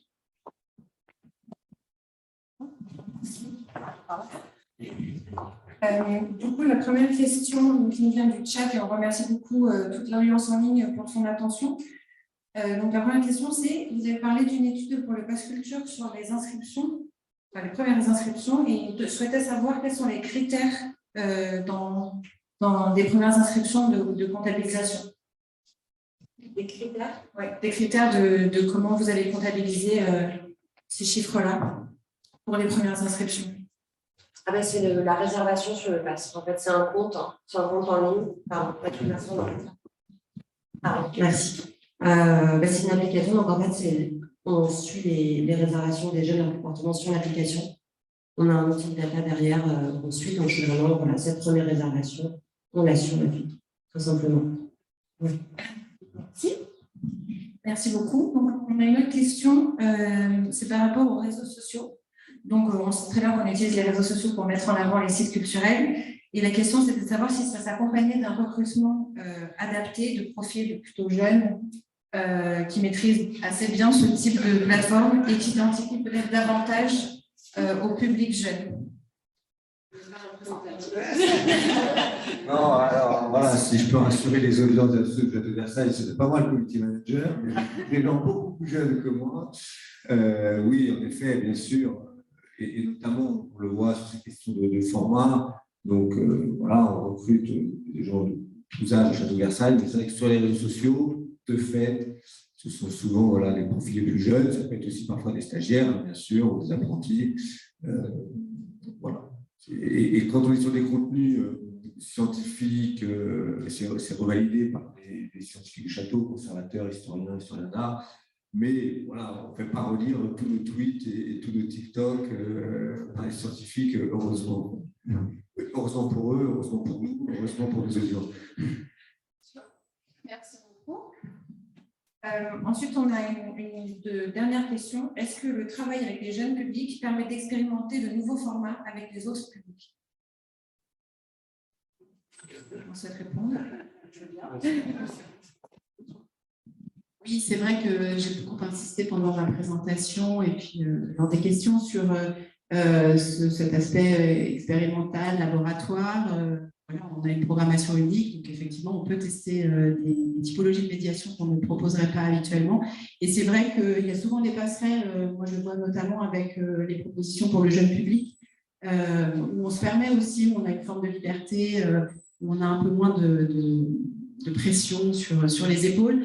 Et on se rend compte qu'effectivement, il y a vraiment des ponts qui peuvent être créés entre ce qu'on peut proposer aux enfants. Parfois, certains ateliers peuvent être proposés lors des nocturnes et ça fonctionne tout autant. Donc, effectivement, il y a tout à fait des allées et venues entre ces expériences. Oui, pour compléter, je reprends ce que tu disais, le fait de passer sous les radars, c'est très, très, très précieux d'avoir un format comme ça, jumbo, invisible, qui n'est pas scruté, où il n'y a pas d'enjeux fondamentaux pour les dirigeants, ils ne vont pas se sentir trop impliqués. Du coup, ils nous laissent un peu plus tranquilles et on peut faire des choses qu'on n'aurait pas le droit de faire, tout simplement, si on les faisait pour le grand public. Moi, dans mon domaine, par exemple, sur la question des concerts, ça peut avoir l'air évident pour vous, mais le fait de faire des concerts au milieu des œuvres dans un musée, des gros concerts, hein, on va avoir 3000 personnes debout. Bon, on n'aurait jamais pu commencer par faire un grand concert pour le grand public comme ça, mais de l'expérimenter dans les nocturnes, ça se passe, c'est que comme tout le monde voit qu'il y a une expérience qui se passe très bien et qu'il n'y a pas de, enfin, ça crée une jurisprudence. Et après, on peut retourner voir les conservateurs, ça s'est très bien passé, regardez. Et non, il y a plein de choses comme ça qu'on a pu débloquer grâce aux nocturnes, de l'avoir fait comme ça un peu sur le côté sans qu'ils s'en rendent compte. Et du coup, après, tout le monde se détend. Voilà. Merci beaucoup. Alors, on a juste une dernière question. C'est par rapport à la gratuité. Est-ce qu'offrir tant de gratuité aux jeunes permet de valoriser la qualité de l'offre qui leur est proposée? Est-ce qu'on ne rend pas encore plus difficile la volonté de mobiliser des budgets pour leur activité culturelle après 18 ans ou 25 ans? Est-ce qu'on est sûr que l'aspect gratuit est vraiment décisif? C'est un l'objet d'une table ronde. Oui, en effet, il y a beaucoup de choses à dire sur la question des gratuités. Déjà, on a parlé des jeunes 15-25 ans, il y a quand même beaucoup de moins de 26 ans qui viennent en famille. Donc c'est vrai que la gratuité, ça permet d'avoir une visite de famille qui reste à un prix acceptable. C'est-à-dire qu'une famille avec 2 adultes et 2, 3, 4 enfants, voilà, si les enfants ne paient pas l'accès au château, alors le jardin, les spectacles sont payants à Versailles, mais ça permet de garder un prix global d'une journée à Versailles avec éventuellement un pique-nique ou un déjeuner sur place qui soit voilà, acceptable pour la part des ménages. Après, moi je pense que voilà, les jeunes, ils ont à 18 ans ou à 22 ans, ils n'ont pas de ressources propres. Je leur souhaite à 26 d'en avoir, d'avoir un boulot, un salaire. Voilà, ils peuvent aussi avoir une visite, payer leur visite. Ensuite, après, des tarifs réduits qui existent. On ne va pas entrer dans la jungle des tarifs, mais c'est important, je pense, que les jeunes, enfin que les publics au sens large comprennent, ça a été dit sur la question des no-shows, hein, que ces visites, elles ont un coût, ces lieux du patrimoine, ça a un coût de les entretenir, de les préserver, ça a un coût de créer une offre culturelle quelle qu'elle soit, même de faire un cartel ou un débit gratuit. Il y a des gens qui les font, qui les maintiennent, qui les produisent. Et donc, je pense que les jeunes, ils sont médiaux, ils peuvent comprendre que tant qu'ils ne gagnent pas leur vie, c'est gratuit, et quand ils gagnent leur vie, ils payent une petite part. Encore une fois, dans les lieux culturels, en France, moi je trouve que l'accès reste à des prix raisonnables, la plupart des cas, me semble-t-il, un peu subjectif. C'est vraiment une excellente question. C'est toujours très dangereux il faut toujours garder une valorisation, quelle qu'elle soit, de la proposition. Nous, je ne l'ai pas dit tout à l'heure, mais c'est vrai que ce n'est pas gratuit. On a décidé on applique le tarif du musée, c'est-à-dire que c'est gratuit pour les moins de 26 ans, mais payant pour les autres. Donc, ça veut dire que déjà tous les 26-35 vont payer les prix d'entrée du musée. Et en fait, pour nous, je viens de dire presque qu'on va le monétiser autrement, c'est-à-dire que ce public-là n'a peut-être pas forcément beaucoup de revenus, mais ils ont d'autres ressources, comme du temps, par exemple. Et donc, par exemple, on fait des formats qui sont très demandés, il y a une grande file d'attente et il n'y a pas d'inscription non plus parce qu'on se méfie du no-show, on sait que les gens s'inscrivent et ne viennent pas quand c'est gratuit et quelque part, ça prend la place de quelqu'un d'autre. Donc, pour jouer ce jeu-là, les gens viennent et c'est premier arrivé, premier entrée. Donc, en général, vous avez une très grande queue devant le musée et en même temps, du coup, on valorise la motivation à venir plus tôt, à faire la queue pour avoir accès à cette programmation qui est quand même assez exceptionnelle dans un lieu magnifique. Mais il faut qu'il y ait une forme d'engagement aussi qu'on demande à ce public-là, parce que tout n'est pas gratuit, évidemment, comme on l'a dit, cette programmation a un coût humain, financier, etc. Donc, voilà un peu notre stratégie pour répondre à la question. Oui, je voulais signaler aussi tout à l'heure, effectivement, ce n'est pas gratuit non plus. En revanche, on a décidé de proposer un tarif spécifique pour la nocturne, donc de 10 € le plein tarif et 5 € le tarif réduit, qui permet quand même à un grand nombre de visiteurs de pouvoir accéder à ces nocturnes. La différence de tarif, je vous l'indiquais aussi, avec le prix d'un billet traditionnel est aussi incitatif. Et d'ailleurs, par ce biais, on se rend compte que suivant les expositions, eh bien, certains visiteurs qui savent que lors de la nocturne, le tarif est inférieur, ils privilégient ce temps.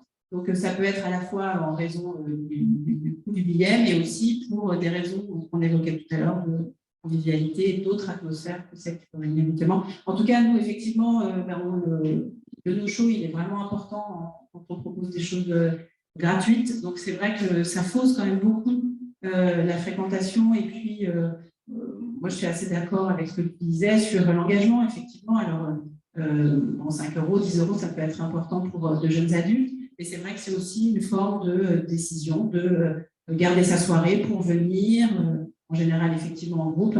Et il y a une vraie envie aussi d'y participer et d'en profiter. Juliette, tu voulais ajouter des éléments?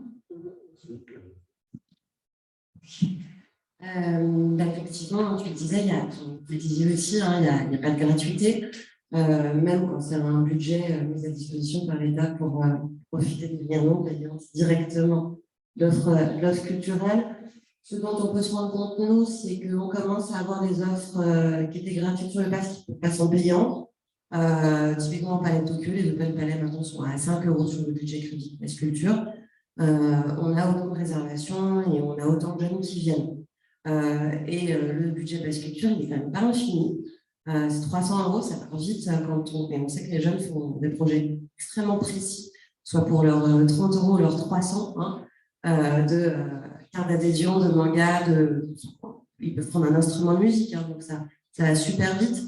Mais on voit quand même que sur une carte d'adhésion, sur une journée au palais, ça passe en payant et ça fonctionne bien. Et puis notre deuxième mission, c'est l'information, parce qu'il y a quand même il y a la gratuité, mais il y a l'information, cette gratuité, l'information, cet accès, sur quoi on travaille aussi. Juste pour compléter, moi j'avais eu l'occasion une fois d'assister à un focus group justement sur les activités publiques jeunes et on avait posé la question de cette gratuité et à ma grande surprise, il y avait eu cette réponse qui consistait à dire qu'au moins quand on paye, on réserve aussi sa place. Je pense notamment à des formats très plébiscités comme les curieuses nocturnes ou d'autres formats peut-être avec des jauges moins importantes. Eh bien, ces publics-là signalaient qu'ils préféraient payer une somme, même modique, mais qui leur assurait aussi une place. Voilà, alors peut-être qu'on peut prendre quelques questions de la salle, s'il y en a.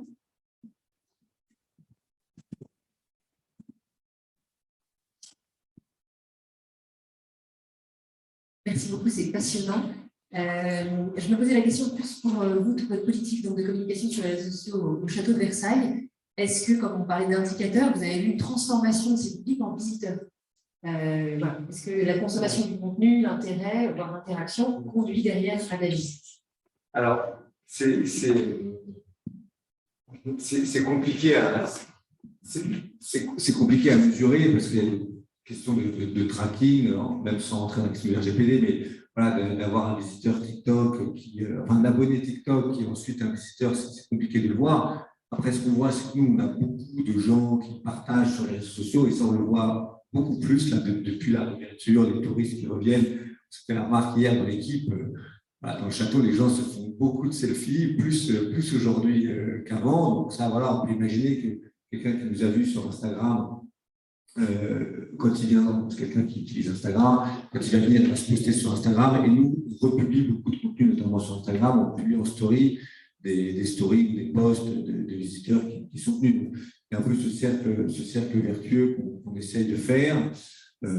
Voilà, c'est compliqué d'avoir beaucoup plus de données. Par exemple, dit en 2015, voilà, on sait qu'à partir de telle année, on a commencé à être actif, que notre nombre de. Oui, à Versailles, il y a un côté où il faut être modeste, c'est-à-dire que le lieu est tellement puissant que, voilà,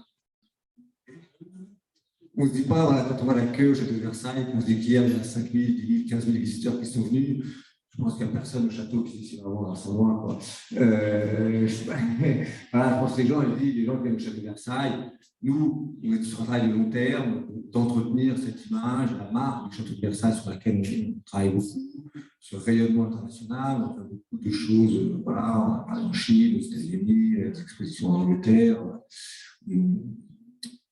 On est vraiment sur une fidélisation du lien au sens vraiment du marketing, de rayonnement, et faire en sorte que le château de Versailles soit dans l'esprit, dans l'univers de marque de ces jeunes. Et pour les extra-européens, par exemple, je veux dire que quand ils viendront en Europe, et qu'ils viennent plutôt à Versailles que dans un château italien ou autrichien, voilà. Super, on aime bien, mais voilà, on préfère que les gens viennent chez nous qu'ailleurs. Il y a vraiment cette idée-là de créer cette familiarité. Versailles, c'est aussi pour nous. Et voilà, comme je disais, il y aura des adolescents qui viennent seuls ou qui disent à leurs parents, ce serait cool d'aller à Versailles. Super truc sur TikTok, on aura bien aller.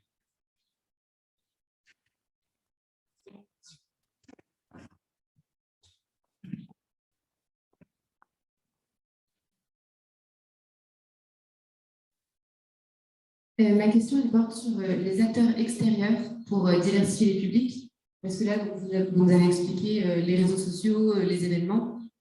Comment est-ce que vous prenez en compte, par exemple, les influenceurs, les acteurs de tourisme, par exemple, Pass Culture? Comment est-ce que ça rentre dans votre politique de diversification des publics?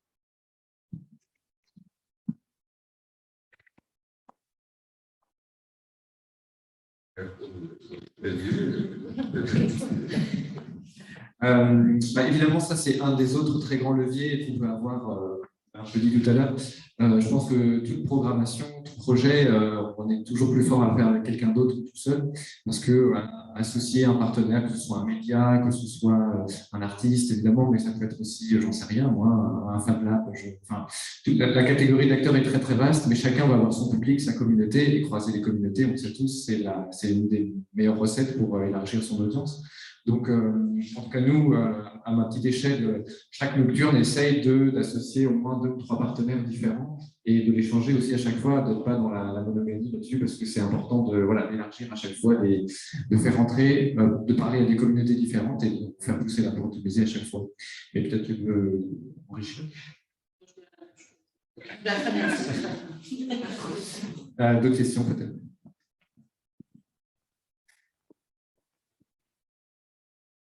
Merci, bonjour. Merci pour vos interventions. Moi, je travaille au Musée national de la Marine, donc j'ai le point de vue établissement culturel. Je suis vraiment intéressée par les nocturnes. C'est vrai que c'est des événements qui sont aussi très chers pour les musées. Donc, je voulais savoir comment ça se passait pour vous, puisqu'a priori, vous n'êtes même pas à l'équilibre quand vous faites payer l'entrée. Est-ce que c'est un gros budget que vous prévoyez chaque année, que vous devez un peu justifier auprès de la direction sur les aspects de démocratisation culturelle? Est-ce que vous êtes challengé sur cet aspect-là avec des recherches de partenaires, de financeurs? Et est-ce que vous arrivez aussi à développer des actions qui seraient moins coûteuses sur d'autres créneaux? Parce qu'on voit de plus en plus ces nocturnes assez impressionnantes et très attirantes. Mais moi, je m'interroge beaucoup en médiation sur comment attirer ces jeunes-là sur des formats plus ordinaires peut-être ou décalés, mais moins onéreux pour les musées. Merci.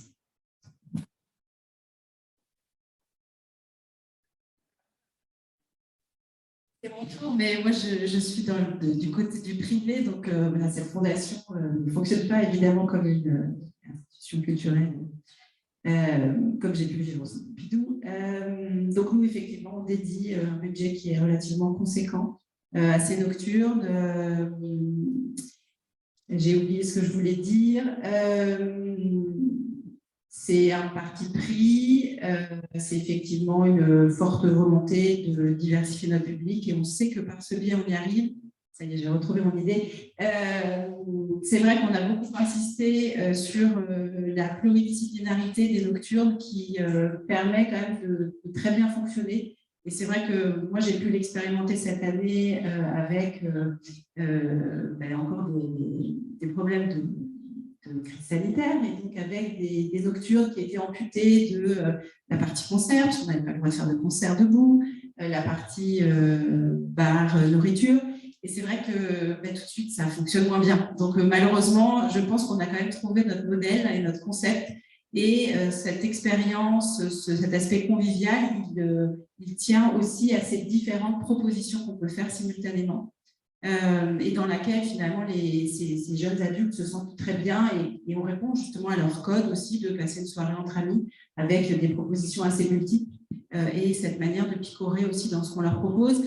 Alors c'est vrai qu'en termes de médiation, on peut aussi faire des propositions un petit peu hors normes à d'autres moments que ces nocturnes, mais on va perdre ce côté convivial et on va renouer finalement avec ces a priori que chacun peut avoir sur le côté un petit peu excluant de l'institution culturelle, où ce n'est pas forcément ma place, où je n'ai pas forcément les connaissances pour pouvoir y aller, y prendre la parole, contribuer. Donc c'est vrai que c'est assez difficile. Malheureusement, je n'ai pas la réponse magique à ça.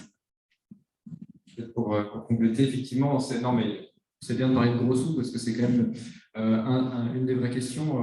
Nous, je dirais que les d'Orsay, c'est assez proche, on a la chance d'avoir une force financière assez grande et donc de pouvoir mobiliser un budget pour ça.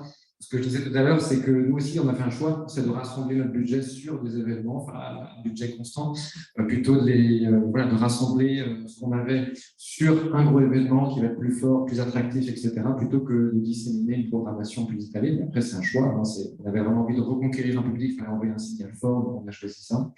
Après, c'est vrai que on est tous un peu ruinés, c'est la fin du Covid, donc là, les arbitrages budgétaires sont de plus en plus durs. Donc, après, c'est aussi, ça se joue au niveau des directions des musées. Est-ce que c'est politique? Est-ce qu'on a envie de maintenir un tel budget pour ces événements ou est-ce que, au contraire, non?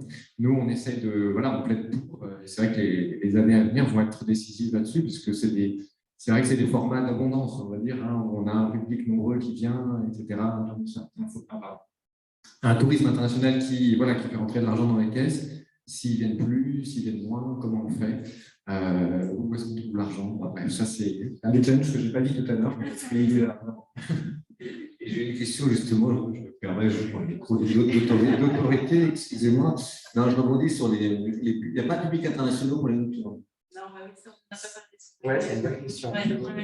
Oui, c'est vrai qu'on ne l'a pas du tout cité, mais c'est vrai qu'on est dans un public local, en fait, et ça, c'est aussi très important. Alors, suivant effectivement nos institutions, on n'a pas forcément la même manière d'aborder ce type de public, mais c'est vrai que la familiarité, elle passe aussi par ça, alors, nous, on est un peu excentrés, donc c'est vrai que ça, c'est aussi une question importante. Et en tout cas, la familiarité avec l'institution, elle passe aussi par ce biais. Et nous, ce qui nous importe, c'est effectivement de les faire revenir. Et on constate qu'évidemment, ce sont des personnes. Alors, justement, c'est toi qui avais justement le petit camembert avec Paris, Île-de-France. Donc, j'imagine que nous, on a absolument le même échantillonnage. Non, très peu, parce que c'est vrai que ces nocturnes, elles sont plutôt en français, elles s'adressent on a des passagers clandestins qui sont dans le musée au moment où la soirée a lieu, parce qu'on ne ferme pas et on ne réouvre pas. Nous, c'est en continu. Et aussi, l'idée, c'est il y a des gens qui vont découvrir ça par hasard, tant mieux pour eux. Mais oui, on a une programmation francophone avec des artistes français ou européens, parce qu'on s'adresse à la gratuité, c'est aussi pour les jeunes de l'Union européenne, pas oublier. Par exemple, ce soir, on a une programmation catalane, donc j'espère qu'on aura toute la communauté catalane au musée d'Orsay, je suis persuadé. Mais oui, notre cible, vraiment dans la communication, dans les choix de programmation, c'est vraiment public de proximité. Alors, merci à nos invités, à nos 4 invités pour leur lumière, pour leur retour d'expérience. Merci à toutes et à tous pour les questions, aussi bien à distance qu'en présentiel. Je vais maintenant passer la parole à Elisabeth Graphy pour un aperçu de ce qui se passe hors de nos frontières.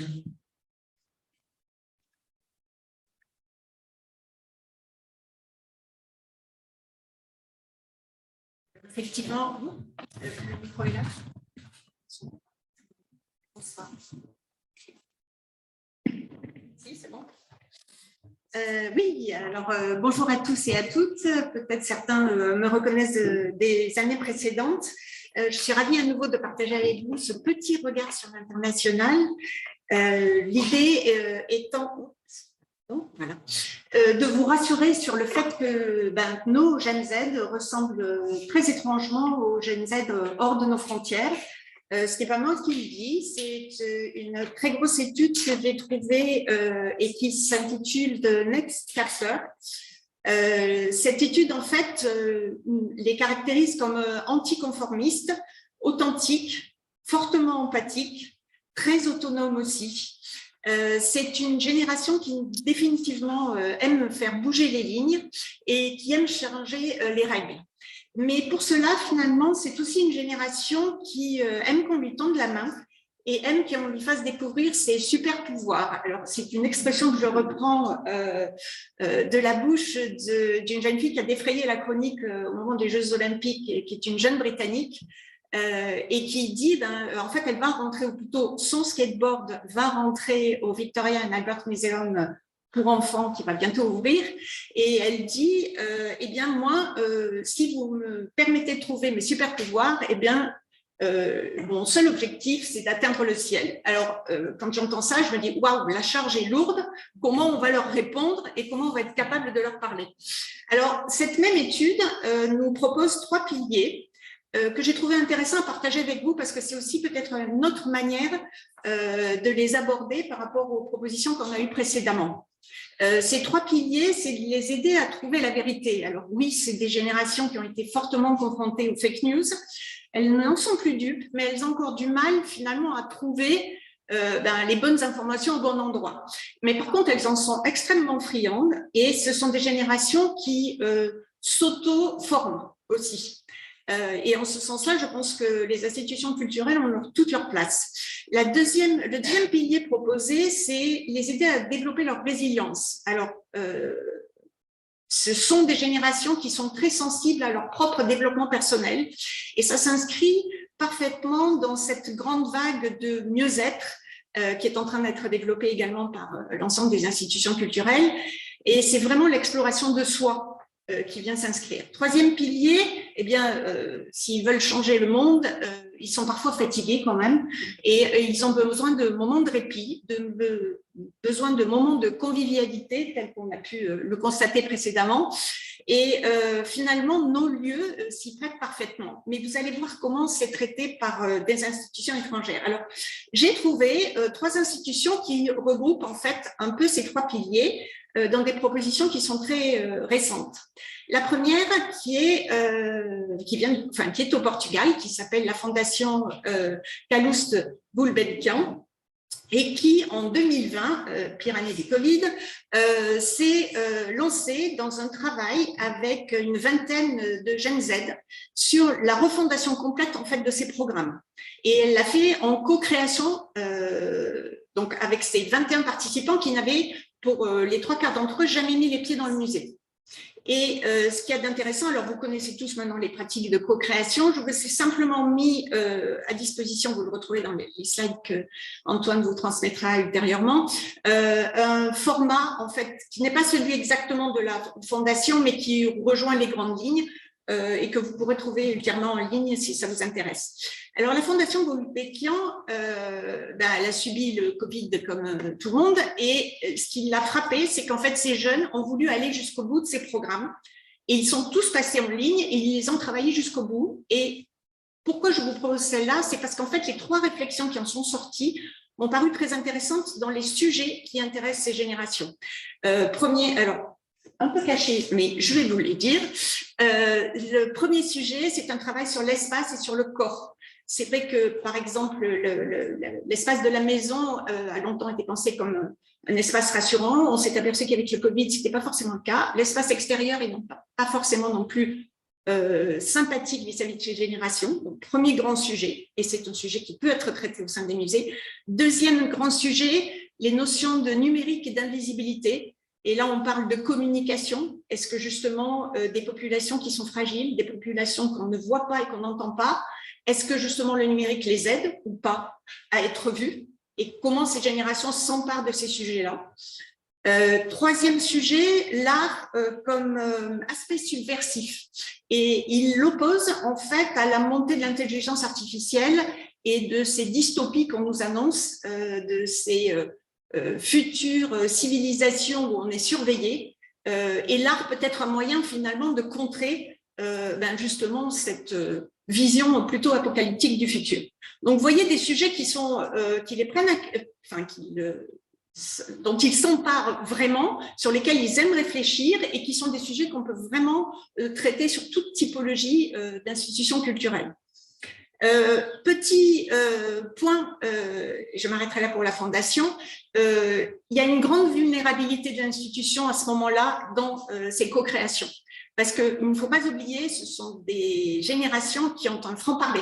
Et donc, il faut se préparer à ça. C'était vraiment l'un des conseils de la Fondation qui, par ailleurs, si vous voulez le retrouver, détaille l'entièreté de sa démarche sur son blog et sur un film YouTube que vous retrouverez très aisément. Pour justement conclure sur cette expérience, je laisse à votre réflexion une fois ce que je vais lire et qui est un verbatim des jeunes femmes qui ont participé à cette expérience. Générer des points communs, mais aussi des frictions. Vous voyez, quand je vous disais, il faut accepter la vulnérabilité, c'est très important. Mais pour assurer le mouvement, dans une phase de dialogue, et c'est vraiment dans cette démarche de création qu'on a vu, ils sont prêts à faire bouger les lignes et il faut les accompagner là-dessus. Pour pouvoir entrer dans le monde d'une autre personne, ils sont prêts à se changer eux-mêmes et il faut les accompagner dans ce changement. Ou pour entrer dans un autre monde, parce qu'ils sont prêts à construire un nouveau monde, avec une autre personne. Et finalement, cette autre personne, c'est la main tendue, potentiellement, de nos institutions. Et c'est ce à quoi ont réfléchi les institutions américaines qui ont quand même été, elles aussi, énormément bouleversées ces 3 dernières années. Et ils se sont dit, finalement, le meilleur moyen de les aider dans leur auto-éducation et dans leur propre réflexion et dans leur manière d'être un meilleur citoyen du futur, eh bien, nous allons regrouper tous nos contenus sur une seule plateforme. Alors, c'est une plateforme qui s'appelle Made by Us, qui a aggloméré plus d'une centaine d'institutions et ça ne cesse de progresser de jour en jour. Et cette plateforme, elle m'a paru intéressante parce qu'elle permet aussi à de plus petits musées qui n'ont pas forcément des moyens soit en termes d'équipe, soit en termes de capacité numérique, de pouvoir apporter des contenus qui, sur certains sujets, sont extrêmement intéressants.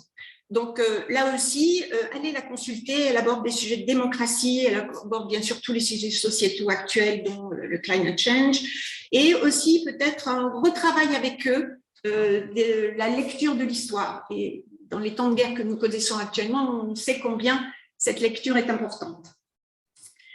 Deuxième pilier, je suis allée chercher un exemple aux Pays-Bas, dans un musée dont j'espère que je vais prononcer correctement le nom, le Museum van de Geest, qui s'intitule le Musée de l'Esprit. Alors, ce musée, qui est un musée qu'on va qualifier de local, a identifié en fait un mal-être chez les jeunes. Et là, on répond au pilier de la résilience. Alors, c'est vrai que l'initiative qu'ils ont eue a été vraiment à la sortie du Covid.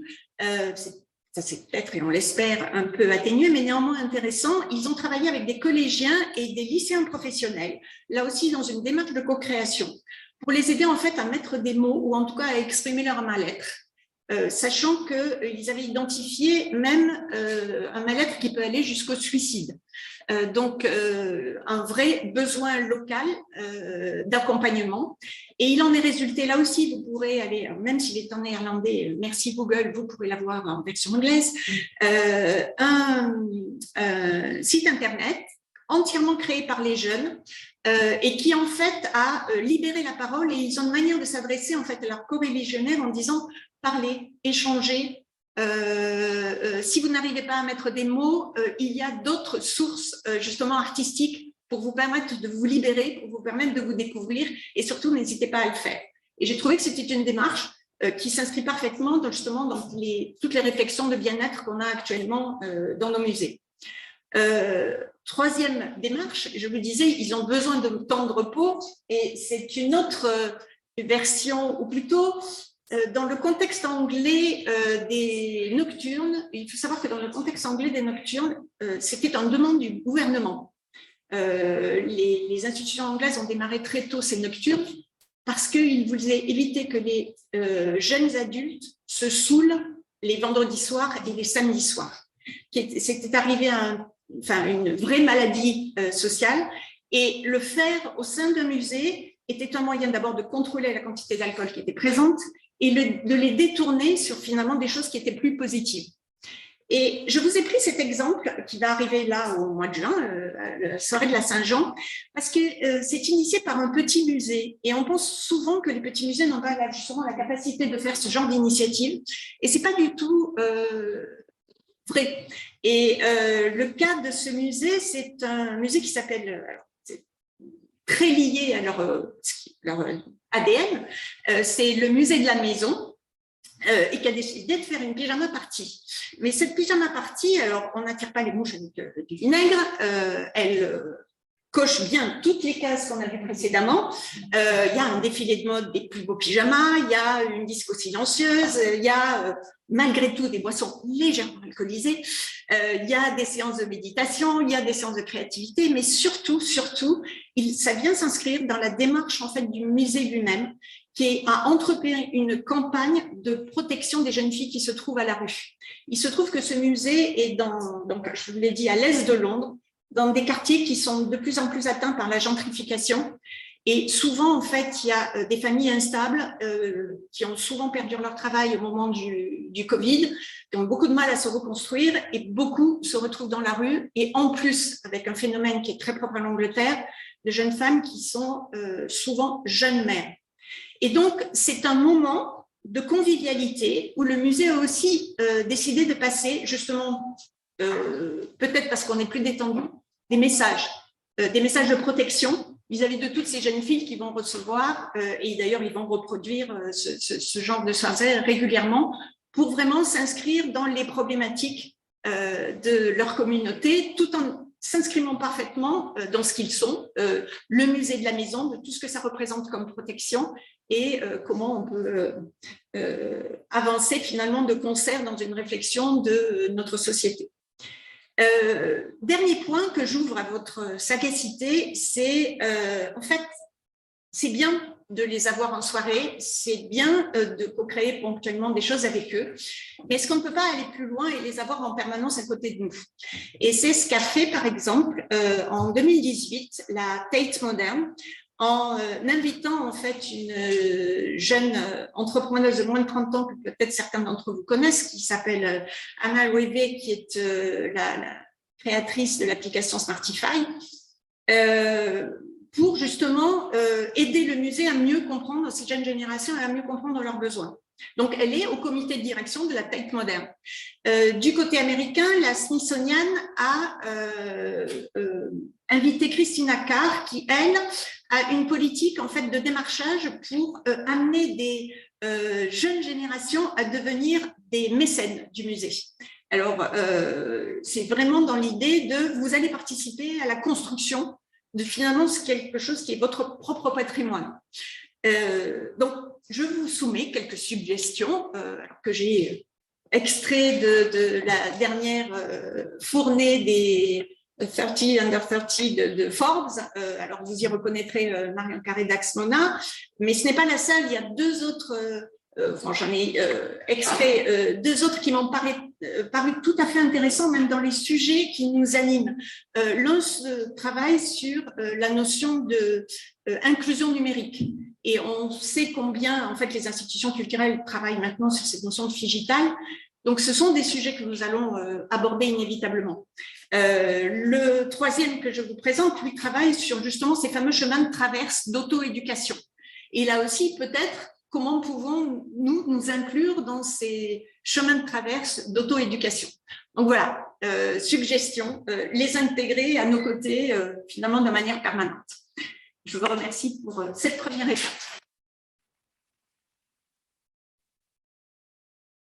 Merci beaucoup Elisabeth pour ces pistes d'action qui permettront, je l'espère, de poser les bases d'un dialogue avec ces futures générations engagées et puissantes.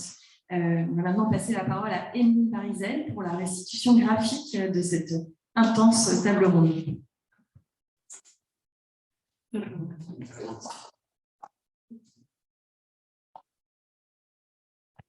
Voilà, alors, est-ce qu'on m'entend, on voit l'écran? J'espère que ça ira. Ok, il y a un peu de lag, mais ça devrait aller. Donc, je vous propose juste quelques minutes pour ancrer les messages, tout ce qui s'est dit ce matin. Donc, c'est une planche de synthèse. Elle est forcément partielle et partielle. Donc, c'était la rencontre numéro 1 sur les jeunes publics, les 15-28 ans. Alors, ces jeunes publics, on a eu une introduction par Mathilde Jomin qui nous a expliqué de qui on parlait, donc les lycéens, les étudiants, les jeunes actifs. On remarque notamment que les pratiques culturelles s'intensifient à partir de 24 ans. On a eu toute une chronologie d'actions dédiées aux jeunes publics de 2005 à aujourd'hui et notamment un panel d'intervenants qui nous a expliqué un peu ce qu'ils ont mis en place dans leurs institutions.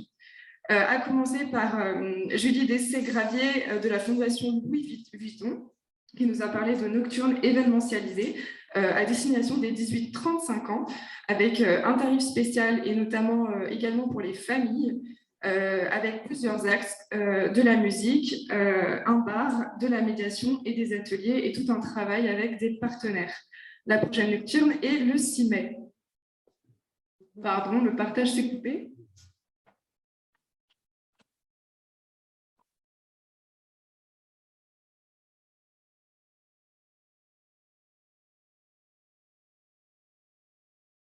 Je reviens très vite, le temps de réactiver l'écran.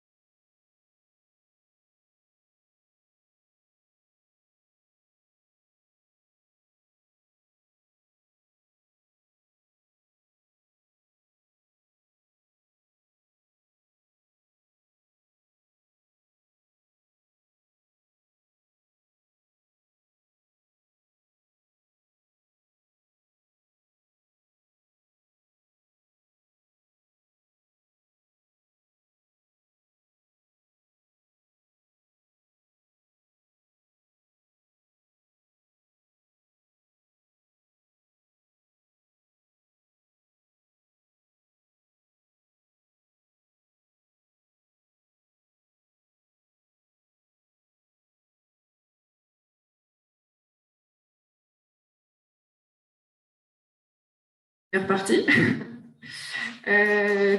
Prochaine nocturne le 6 mai. Ensuite, on a eu Arthur Binois du musée d'Orsay qui nous a également parlé des Curieuses Nocturnes, donc pour les 18-35 ans également, qui ont lieu 5 fois par an, avec des concerts, des médiations, des conférences, un espace convivial. Et c'est un format qui fonctionne, puisqu'on vient entre amis, il y a beaucoup de primo-visiteurs notamment, et c'est basé sur l'expérience. Ensuite, Paul Chêne du Château de Versailles nous a parlé plus particulièrement de leur compte TikTok, avec plus de 250 000 abonnés. TikTok, une plateforme qui permet plus de spontanéité, de liberté, notamment du hard rock sur l'épée de Louis XIV. Le musée crée la surprise, joue avec les codes, et c'est des publications très fréquentes, 1 à 2 fois par semaine.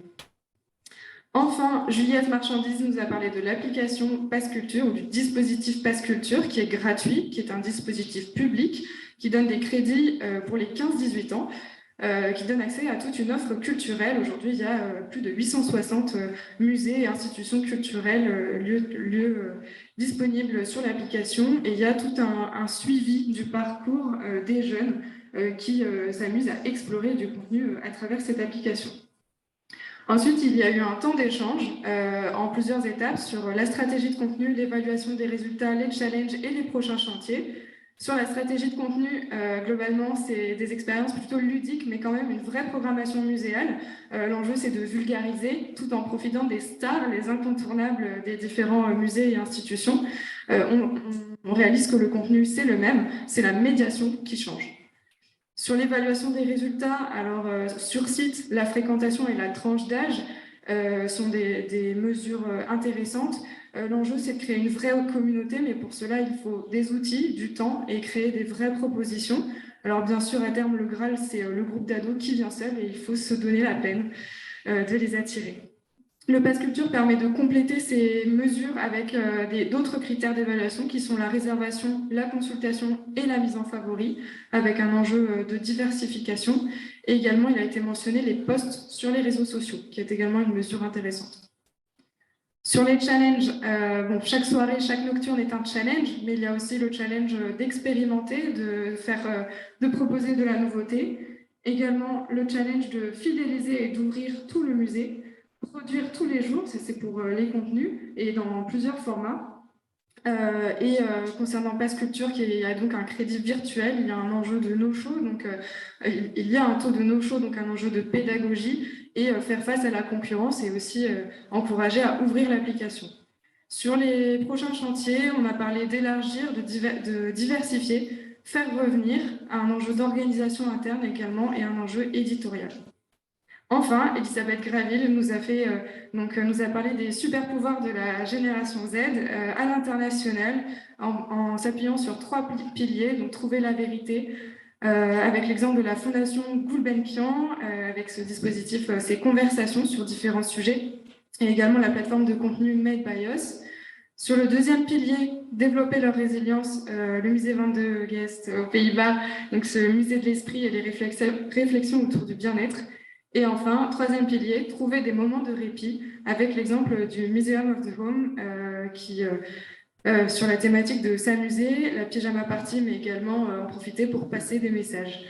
Voilà, cette planche sera disponible dans les comptes rendus et réseaux sociaux. Merci à tous.